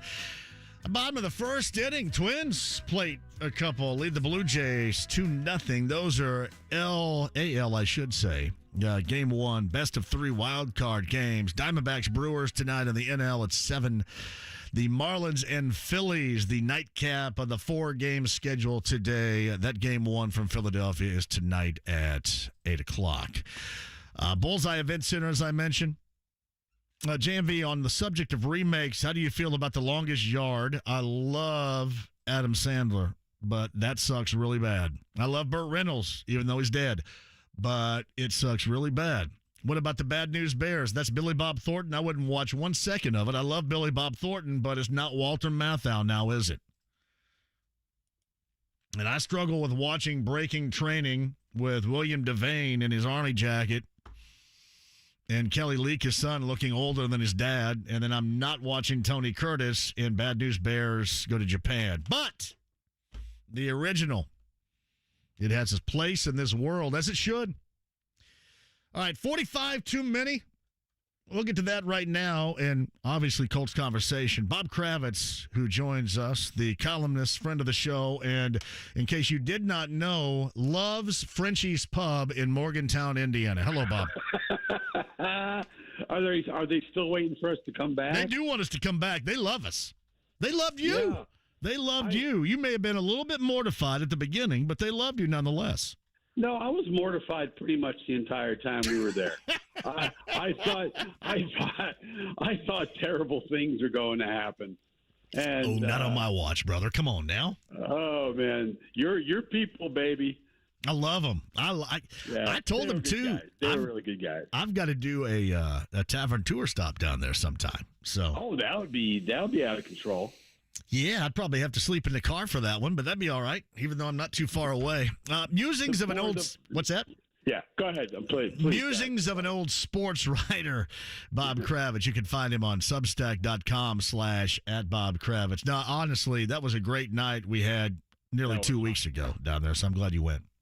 Yeah, absolutely. Thanks for getting the tickets. I never thought that I would see the Psychedelic Furs in this lifetime, but now I can say that I have. No. And Squeeze was terrific. I'm telling you. And I just like sitting back in those easy chairs and kind of chilling. That was the best part. So, yeah. Oh, absolutely. Yeah. Yeah. Can I bring you another beer? Yeah. Yes, you may. Christian Webb, shout out at the Brown County Music Center. So that was a good time. Christopher Cross, by the way, on Saturday down there, which would be equally a good time. So somebody had asked me if I'm on drugs, and I said, well, it depends on what day you're talking about. But I have said 45 wins for this Pacer team. That's where I'm going to set my over-under. Is that too robust? Yeah, it's a little robust for my taste. Okay. I think they're going to be right around 500. You know, I think a 4 or 5. What did they have last year? 37, 35. They're 35. So I think a 5-6 win improvement. You know, if they can just last year they were next to last in points per game allowed, 119.5. If they can just be somewhere in the teens or the top 20 somewhere, they can do some pretty significant things. But, 45, a 10-game improvement seems a little robust to me. What is the over-under in Vegas? Check that out, James, really quick while I talk, and I'll give you my theory on it. It's because you go back 2 years ago, and they won 25, and then hit that up by 10 in a season in which many had written off before it started last year, winning 35. And I just think the logical next step to take is another 10 to 45, which it doesn't put them, to me, in the top 4 in the East whatsoever, but it makes them a very competitive team throughout. James, have you looked that up? What is the over-under on the Pacers? Give me 1 second. Win total. James is still Still looking that up. Now, while he looks that up, I want you to answer this. Of those new Pacers, as far as either the starting lineup or the bench is concerned, who most excites you? Again, that new fresh player in. Why is that? Obi Toppin, just because he's exciting. I mean, he's a high flyer. He plays, way above the rim. He's above the backboard, for God's sake. I just think he's a guy a little bit like some of the players they brought in here before, who were pretty good players who didn't get a lot of opportunities and then come to Indiana and suddenly find themselves in the starting lineup and getting significant minutes. So I think Bruce Brown's going to be terrific. But just for entertainment's value, I can't wait to see Obi Toppin. And you're talking about Toppin, Halliburton, and Bruce Brown being three of the best players in transition in the NBA. So I think this is going to be a team that's going to score and score like crazy. They've just got to be better defensively, and they've got to be better on the boards. Yes, Bob Kravitz with us. All right, James, what do you say? I'm seeing 38.5. Oh, my. I'm really off the pace then. I'll take the over on that. I think they're about a 500 team, a little bit better maybe. I think either they squeeze in the playoffs or they get into a play-in game or whatever. So I think this is a really intriguing team. I think Matherin's going to take a step as a two-way player. I see no reason why your guy Miles can't continue to produce the way he did last year. Halliburton is Halliburton. I mean, he's just, he's the face of the franchise. And I like their bench too. I like the defensive, edge that group has with Neesmith and with Andrew Nembhard, assuming they do come off the bench, and that would be my safe assumption at this point. Yeah, I believe in training camp, the first day of training camp, the starting lineup was Halliburton, Brown, Toppin, Matherin, and Miles, which would lead Hield and Walker and Nembhard and all that you also mentioned coming off the bench. Jalen Smith. The Hield situation is really interesting, but, it's funny. It's kind of an anti-Jonathan Taylor situation in the sense that, there's no bad feelings. Excuse my voice. There's no bad feelings. You don't worry about Hield acting up or acting out while, this contract is while they're trying to hammer out this contract. So I think, for as long as they keep Buddy Hield, great. I mean, he is an awesome teammate. He's durable. He's productive. He's everything you want. And I think he's willing to come off the bench. I don't blame him for wanting one last big payday at the age of 30 or 31. So I don't blame him at all. But I also don't blame the Pacers because they're still a couple of years away. And if they can get some future assets, that's fine. I mean, I would prefer to see them keep them, honestly. Me too. Yeah, I just think, people say, well, he's 30 and all that, but he's a shooter. And shooters don't decline the way other guys do. I mean, if you can shoot till you're, 37, 38. Damn right you can. Yeah, and, look at you. Yes. I mean, you're 100 freaking years old. 100 years old. I'm approaching that right now. Yeah, you're still lighting it up. So, no, I'd like to see them keep him, but I understand why they probably won't. My point was this, and I agree exactly, Bob, with what you said about Buddy Hield and wanting to keep him around here. But my point was as well, you mentioned the defense, and while it has to be better, you'd expect it because that's got to be a focus to get better.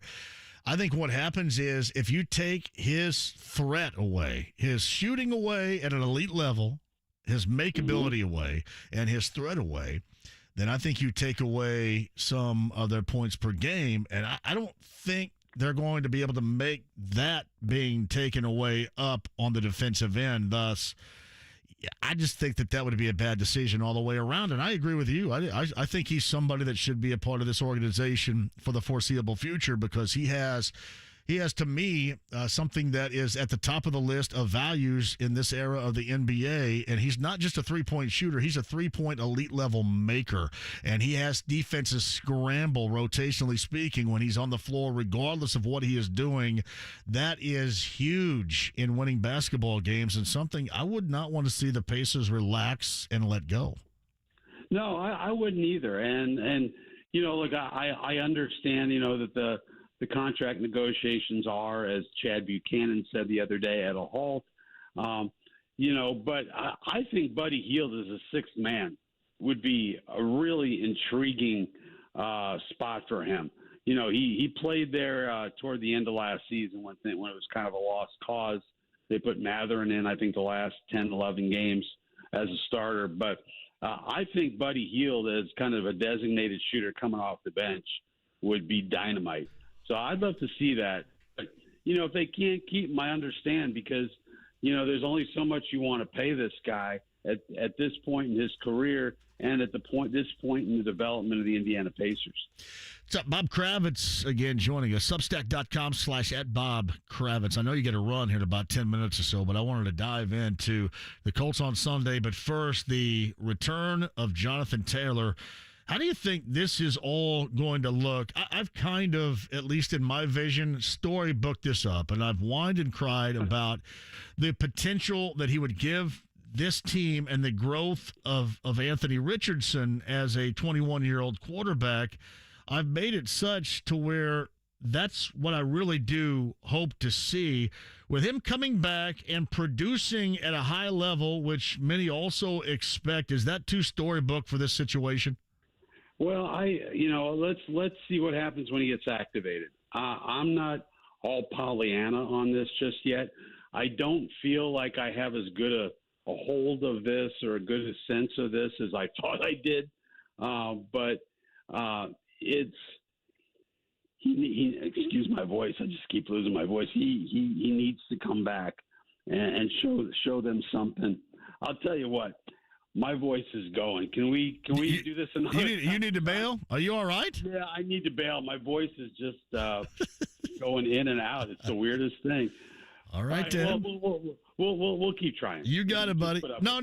I'll go ahead and let you go. Yeah, rest that bad boy. It's okay. Right. We can come back and do it some other time. Good. It's Bob Laryngitis Kravitz with us via the Andy Moore Automotive Group hotline. You can find Bob and his laryngitis at substack.com/@BobKravitz. He sounded like, and I'm not sure, how old's Bob? Was he going through puberty? Oh, he might have been.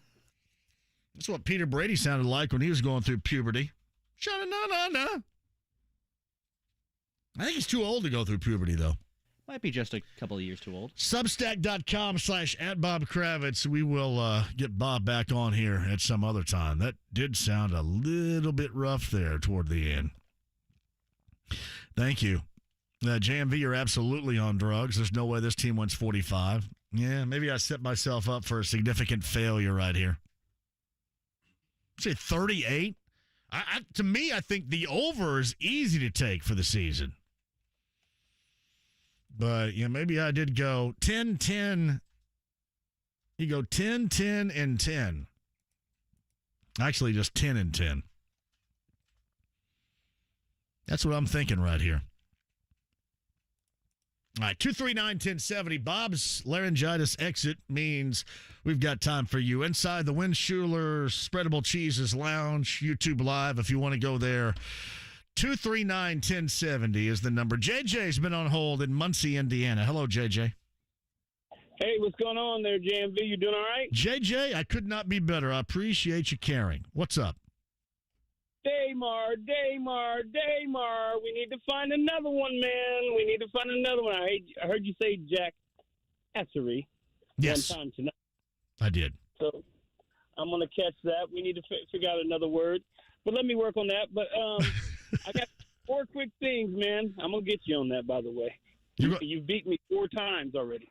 Well, no, wait a minute. Refresh my memory on that, JJ. I beat you on what here?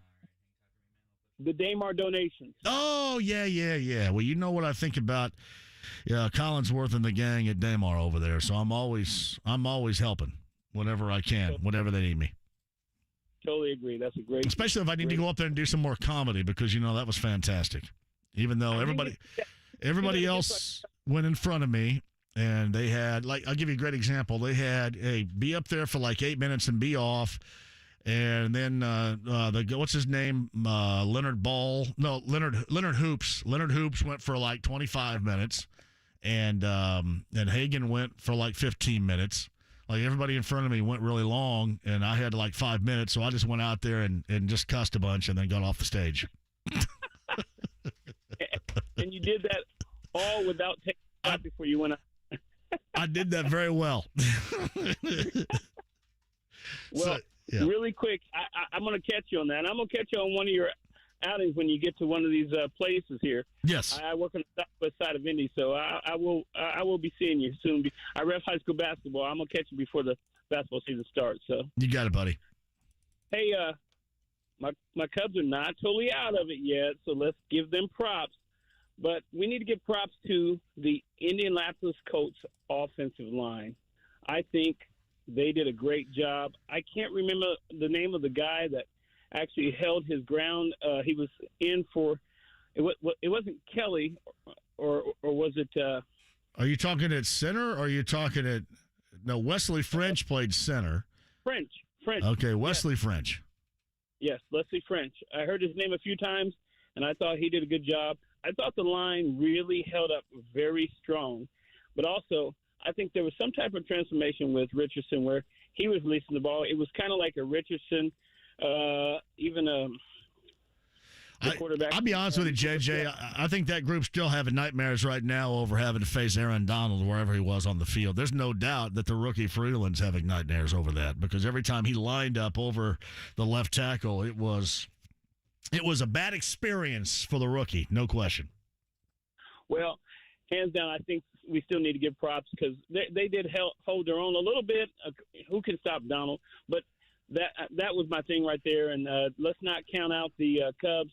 And I actually agree with you.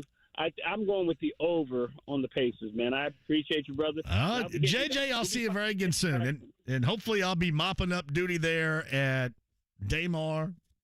Little comedy extravaganza. Yeah, Leonard Hoops guy seems like a nice guy. He went for 25 minutes.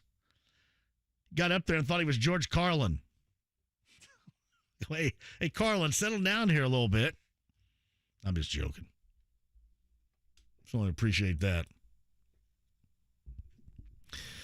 Yeah. I didn't break it to him about the Cubs. Didn't break it to him. 2-0 Twins over the Blue Jays, middle of the second inning. Rangers up 4-0, top of the eighth inning. Man, nothing for the Rays on the board. That's a home game, by the way. And remember, these wild card rounds are best of 3. So that is problematic. Diamondbacks, Brewers, Marlins. It is funny. He mentioned the Cubs, and I'm a Reds fan. And while I think it's funny that the Cubs didn't make it, it's not funny that the Reds didn't make it. But full disclosure, I would rather be watching the Cubs, rooting against them right now, and them being there than not. Does that make sense? Does that make you guys feel better for me and your favorite baseball team? Because you'd be doing the same thing if the Reds were in there. I look at it, and I don't have any deeply rooted interest to watch the Diamondbacks. The Brewers won 92 games, and I think they're boring as hell. Sorry, Yanni. Zero interest in the Marlins. I should. No interest in the Phillies. The AL does interest me a little bit, but I just look at the NL wild cards, and I'm going, bummer. It's funny. You look back at the Red season, and I think during their downfall, one of those big moments is when the Diamondbacks got at them. I want to say, was that in Phoenix when the Diamondbacks got them pretty good? When they were spiraling out of control? Hey,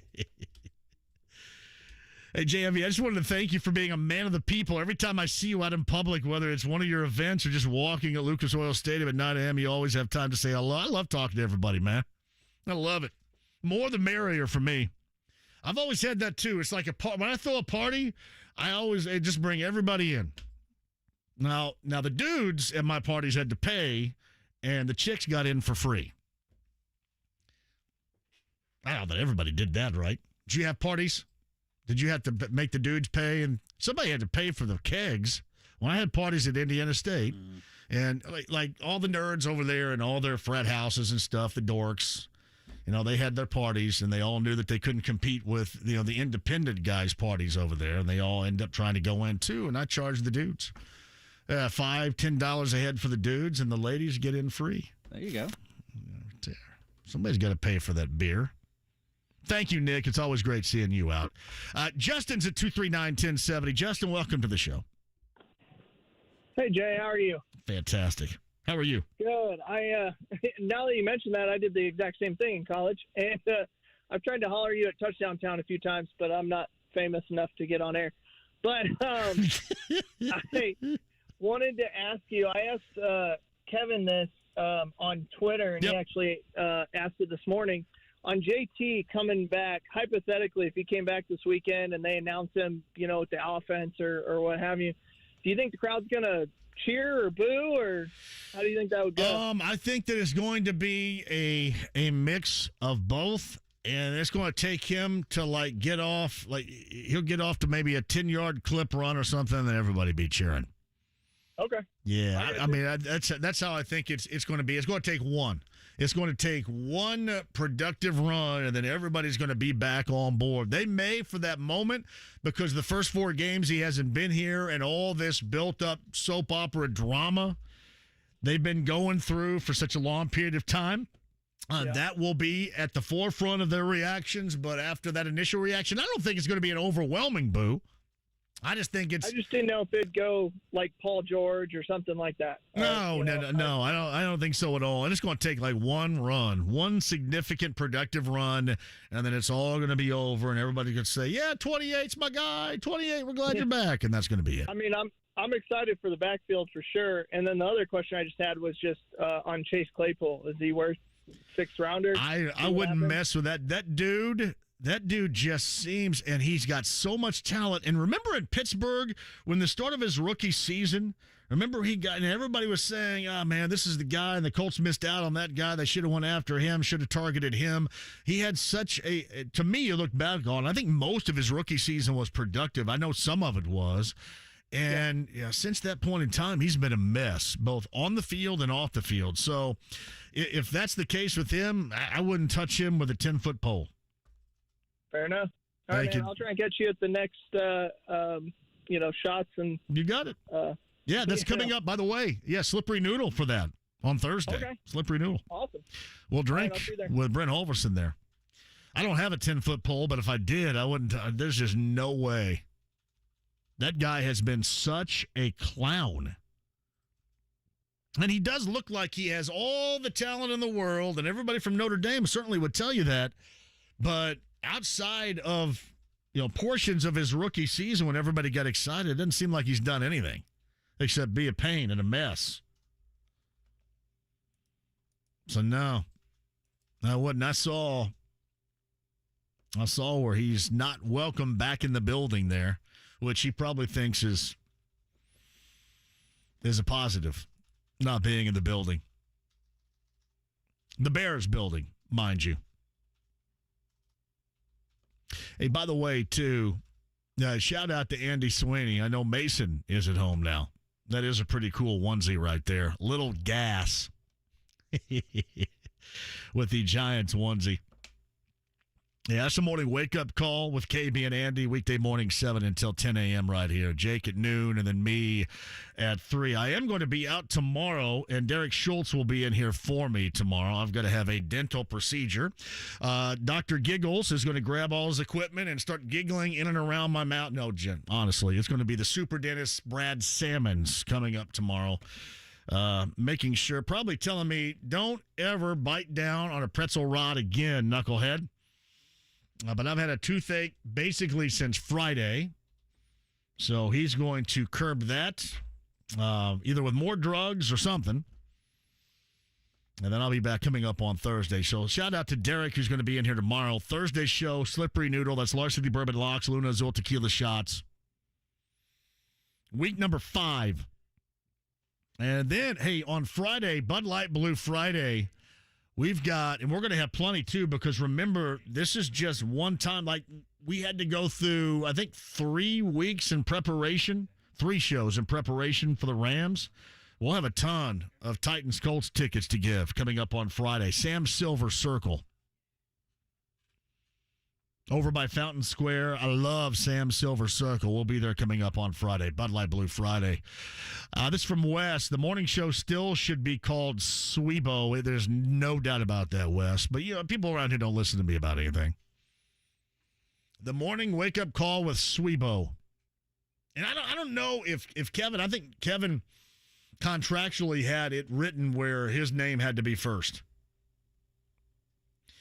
And then, you wanted to use KB and not Kevin and Andy, because that sounds like some Saturday morning early toddler type of show right there.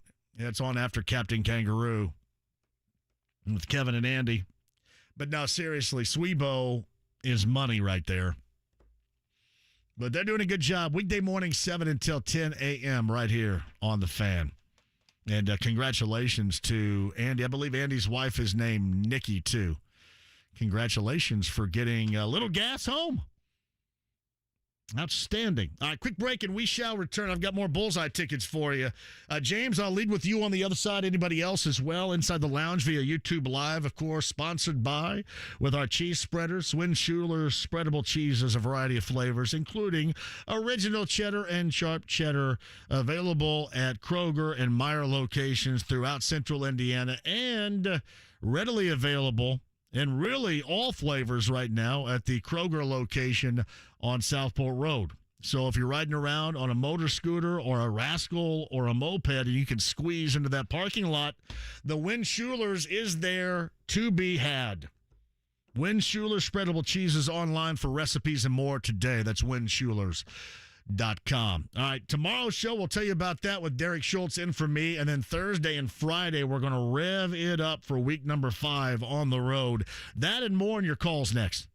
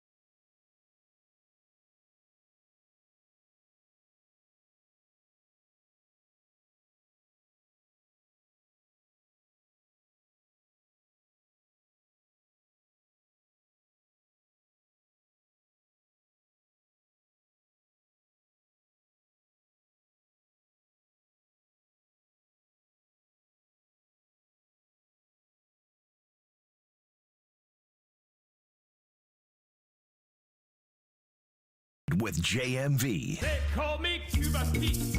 I'm the king of the rumba beat.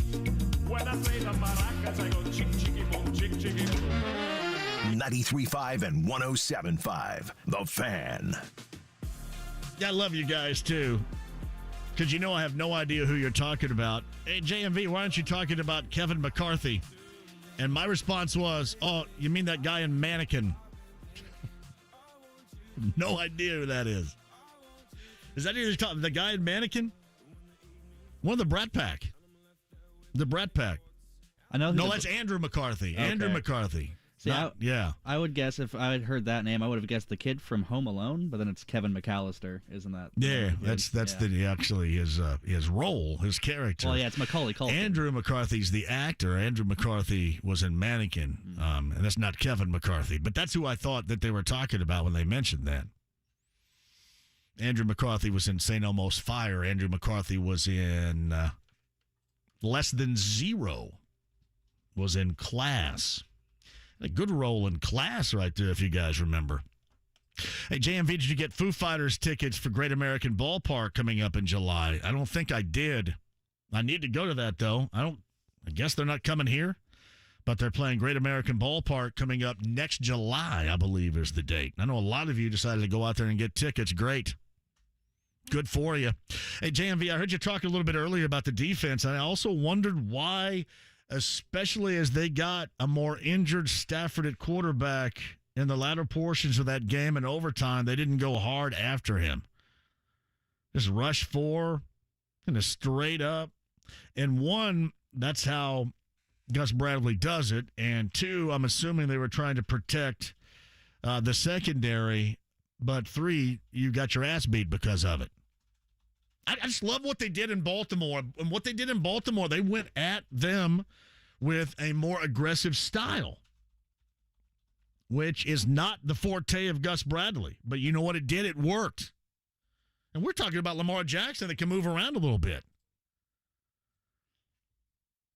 Seriously, Matthew Stafford was nails and tough as hell, but he looked like he needed to be rolling around on a rascal at Kroger. And they could do nothing. And we were talking to Greg Rakestraw about that a little bit earlier, and he said, well, you know, Sean McVay's a pretty good coach, but still, the Colts didn't try. They just played that straight up as normal, and it bit them. Bob Kravitz, Brad Spielberger, Greg Rakestraw, the podcast 1075thefan.com. James is up next at 239-1070. Hello, James. Hey, John. Hey, I don't know if you've talked about this. You probably have, and it's jumped on. But, you know, we're here. We are what year? How many years we're saying receivers, playmakers? Why can't we get some? You know, I look at Washington, and Sam Howell, it was a similar game to what we had, too. He has 2 playmakers, though, 2 receivers. Like he almost won, but you put Richardson in his – that's how with Sam Howell's team, and you'd have a pretty good team. We've seen the best we're going to get out of the team this year if we don't get playmakers and receivers. And I'm tired of saying it. And I really wish Chris Bauer would come on and we could, like, tell him, hey, man, you need receivers and playmakers. That's what you need. Well, and I've already promised, James, I promised earlier in the show that this offseason moving into next year, if I'm going to camp out in his yard until he goes out and gets somebody like, you know, what they did with A.J. Brown. And I know this is easier said than done, but like what they did with A.J. Brown in Philadelphia, which helped that team, because that is easy, the logical next step for this team, and that is so necessary. You have to do it. And I agree with you as far as, you know, having somebody like McLaurin would be a big deal, but you've got to do that if you're him, and I'll be camping out in his yard until he does it. He's probably got a nice yard, though, probably better than my house. But go ahead. Can I say I'm actually really worried, and the reason why I'm worried is I don't know if they really care about the players to protect him enough, because Andrew Luck went through the same thing, and he ended up leaving because he couldn't do anymore physically. And Richardson's going to be out there playing the sideline game and not the 20-20. And I really worried that they think players are expendable. That's just me. What do you think, John? And thank you for the call. This is just my theory. I have nothing to go on here. But I just think if you believe Anthony Richardson is your long-term future, and you honestly look at this roster, and then, by the way, you hire Shane Steichen to come in and know where he is from and know who he called plays for a year ago and how that worked, and by the way, how that continues to work now that he is gone, if you don't recognize that mammoth shortcoming at that position and somebody that can be a major factor, and again, I sit here and tell you honestly, it is easier said than done, but other teams do it, and the Colts have to do it. I don't know what the countdown is going to be. I don't know how long it's going to take, but you have to do it, and you have to know that going in. You have to know that going in by the quarterback that you drafted and by the head coach that you hired. So I don't know if his philosophy has changed altogether, but in terms of what you need at that position, all you have to do is look at the team that used to employ your head coach. Oh, I know. Their offensive line, and I know they have all these other weapons too, but I'm talking about somebody like an A.J. Brown that is a game break. You have to go out and find yourself an already established one. Dan Orlovsky is going to join us on the show coming up on Friday, and he made that point a little bit earlier today too. Can you imagine if they had ... this ? And talking about a significant wide receiver. Nothing against Michael Pittman Jr., but that is the logical next step. It is not going to be enough to just bring back and extend Michael Pittman Jr. Not going to be enough. Camping out in the yard. John Buzzard says, so you mentioned the movie Mannequin, and the Nothing's Gonna Stop Us Now song instantly plays in my head. Ridiculous but awesome 80s movie. Yeah, it was terrible. But, I mean, McCarthy got paid. And that's immediately what I thought of when somebody said the Kevin McCarthy. I thought Andrew McCarthy. All right, then. Because you know I'm not down with that stuff. Rob Albright checks in. So Schuler's cheese available in the north side at any Kroger is a myth, JMV. 1 tub of pepper jack, nothing else. Come on, Kroger. I'm not stopping this crusade until it's stocked. I will say this. It is the same for me off of Smoky Row down near Bargersville. Only 1 tub of pepper jack, but evidently at the Southport Road South Side location at Kroger, it is stocked. It is ample Schuler's cheeses. You could have a party with that spreadability. Cheese. True. Daryl's next at 239-1070. Hello, Daryl. Hey, JMV. How you doing, brother? Great. How were the rides on Saturday night? Didn't drive Saturday night. Got into a drunken poker game on Saturday night. Well done. Well done. What do you got, buddy? Hey, it's not that Ballard doesn't know he needs the linemen and wide receivers. It's just he doesn't want to pay for that quality of player. We've seen it year after year. He goes and gets a 5th round or 6th round draft pick and thinks they're going to turn out and protect his quarterback and be a number 1 or number 2 wide receiver, and it's just not working out. It hasn't worked out since he's been here. Until he goes out and starts getting a good number 1 receiver and some linemen to protect this guy, the same thing's going to happen to Richardson as what happened to the quarterback in the Giants game last night. I tell you what, Daryl, if you don't realize when you go out and believe that you purchase, for example, a German import car, like a Porsche, like me, right? And again, I had what was basically a German Fiero, 1974. But that was my problem because I went out when I first got my license, had a Porsche 914, Targa top, roof came off, looked great. And you know what I had in the dash? I had a Sparkomatic stereo. That doesn't work. I mean, you got to understand that you got to go big in areas in which you need to go big. So that should be a new philosophy. If it hasn't been the philosophy, which clearly it has not, hopefully that has changed. And I think as we go game to game here, and especially on Sunday, that becomes more recognizable. I mean, look at the way that Rams team played in overtime. You had a Matt Stafford that could barely walk, but he had a offensive lineman that protected him. Plus, he had two wide receivers that could get open. One was a rookie from BYU that was drafted, in the 5th or 6th round? Yep. And that's how you win games. And the other guy was a guy that had been around for a while and really didn't, on Atwell really didn't materialize. And obviously Van Jefferson's still there too. But yeah, I mean, I agree with you too. And really, I put a lot of that on the Colts defense too. I mean, think about it. The Rams hadn't been able to run the football until Sunday. The Rams had a hobbled quarterback, as you mentioned, in Matthew Stafford, that looked like a man beyond men on Sunday because nobody went hard at him. I mean, it was the same kind of soft stuff that Gus Bradley normally does. And he went away from what he did against the Ravens. He went at Lamar Jackson. He put pressure on an offensive line that was dinged up. And the Rams were similar to that. They were losing a left tackle in that game too. Didn't play. And it was nonsense the way the defensive approach was, especially in the latter portions, Daryl, that game when it was clear that Stafford couldn't move around. They put zero pressure on him. I mean, it was a good second half for the Colts, but they didn't finish. Yeah. And I put more of that on the defense, even though it was a slow start on both sides of the football for a half of football. The defense never came to the table in the fashion, Daryl, in which it had played for the first 3 weeks. That was disappointing. How tough is that, Stafford, though? No, he was tough as nails on. I gave him credit where credit is due, because a lot of other dudes would have went to the sideline, and he stayed out there. When he was a rookie quarterback with the Lions, that one game he had a dislocated shoulder, and he went back in and threw a touchdown with a dislocated shoulder.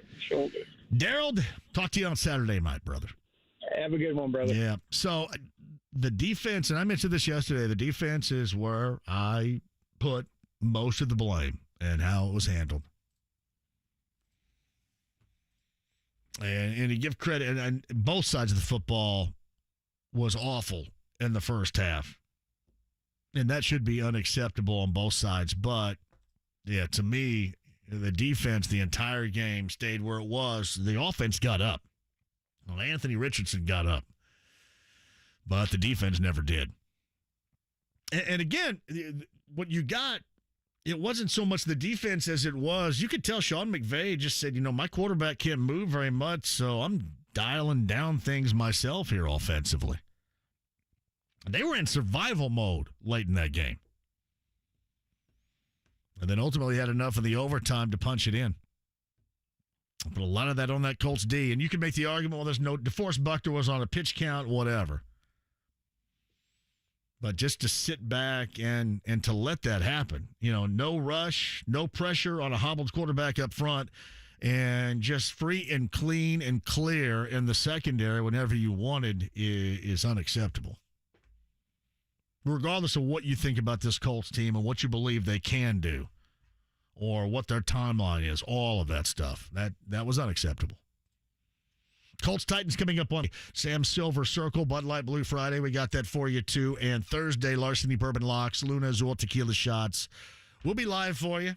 Be ready to go at Slippery Noodle downtown. Quick break, and we shall come back for a final time. We've got Harris Hoosier Park Race of the Day coming up here as well. 50-50 betting and dining from Harris Hoosier Park Racing and Casino in Anderson. Final pair or two of bullseye passes coming at you in the next 15 or so as well. Don't go anywhere. 93.5 107.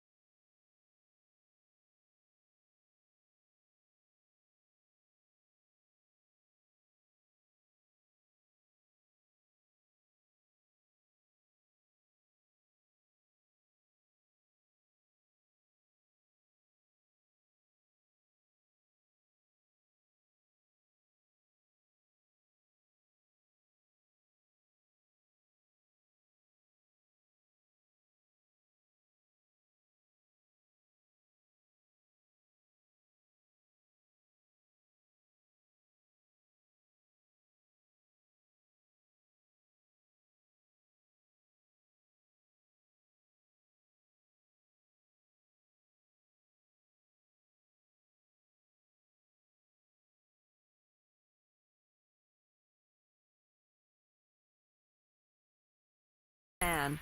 The Ride with JMV. Here's Johnny. Don't. David Letterman. Hi, David. I'm Grandpa. 93.5 and 107.5. The Fan. Your Harris Hoosier Park race of the day, Brian Ward, the winner. Ben Racing was the horse, paid out $6.40 on a $2 bet, $2 exacta, $367.40. The 50-cent trifecta went for $608.45. So for Brian, 50-50 in betting and dining for the win there. I'm telling you, the steakhouse inside Harris Hoosier Park Racing and Casino in Anderson is outstanding. So 50-50 in betting and dining from Harris Hoosier Park Racing and Casino in Anderson. Your Harris Hoosier Park race of the day, Tuesday through Friday, every week right here through December, because the racing at Harris Hoosier Park Racing and Casino in Anderson goes through the first couple of weeks of December. So check that out today. Hang with us every week, and we'll send you up there a winner. It's going to happen. Game number 1, best of 3, AL wildcard, Rangers 4-0 over the Rays. So now the Rays back against the wall tomorrow again at Tropicana Field in St. Petersburg. That is the Rangers 4-0 over the Rays. Twins 3-0 right now, top of 4 at home at Target Field over the Blue Jays. Blue Jays going into the 4th inning with now 2 hits as it stands. Diamondbacks, Brewers, Marlins, and Phillies in the National League coming up in the best of 3 wild cards later on this evening. 7 o'clock for the Diamondbacks and the Brewers in Milwaukee. Marlins and Phillies come at you at 8 o'clock tonight from, I'd love to say it like back in the day, Veterans Stadium in Philadelphia. I believe it's Lincoln Financial Field now in Philadelphia. Something like that. As your Major League Baseball scoreboard. If you missed the news today, the Indiana-Kentucky series is going to be resurrected December the 20th, 2025, Rupp Arena in Lexington. December 27th, 2026, Lucas Oil Stadium, where I saw this via Rick Bozich explained after talking to Scott Dolson that a majority of the 43,000 tickets that will be made available for that December the 27th game at Lucas Oil Stadium will be made available to IU fans. So for whatever that's worth, a lot of IU fans are going, wait a minute, you get Rupp twice and Assembly Hall once. What gives? That was the Dolson explanation reportedly to Rick Bozich. And again, that Lucas Oil Stadium game is December 27th, 2026. Rupp Arena in Lexington again in 2027. And here's what's funny right here. My 58th birthday? No, 59th birthday. Oh, God. My 59th birthday is when they go back to Assembly Hall in Bloomington. That's true, right? Yeah. 2028, 58. You're 53 now? Huh? Yeah. You're 53. Yeah, that sounds right. I'll be my... That's ridiculous to think about right there, James. But no, seriously, that's the news of the day regarding IU and Kentucky resuming the series further down the road. I just did the math and kind of made myself sick right there a little bit. My bad. Never do that again. Good Lord. That's some tough math right there. That's from Paul. Hey, JMV, does the CBD oil help fix your toothache? It does not. Here's what's funny. I have, from my friend Sarah, gave me some. It's the roll-on type. It looks like deodorant, but it isn't. And I sniff it all the time. I guess I'm over the point to where it really does anything. I know it's not going to do anything as I sniff it, but even when I put it on, sometimes I put it on my neck and I get a little bit of better feeling there, but it doesn't do as much for me. Sorry about that. Not Lincoln Financial Field, Citizens Bank Park in Philadelphia. Lincoln Financial. I don't know where I got that from, and it wasn't even close. Awesome. Citizens Bank Park in Philadelphia. That's where the Phillies play. Lincoln Financial. Was that something, or did I just come up with that? Isn't that the Eagle Stadium, or wasn't it the Eagle Stadium? The link? Oh, is that what that is? I think maybe that's the name where of I their come up stadium. with that is. All right, then. Hey, JMV, Dolson is the reason you hire a professional athletic director and not just a nice guy that was a manager for Bob Knight. See, that is part of the IU fan base that's thinking, yeah, this didn't go right. And a lot of things hadn't gone right.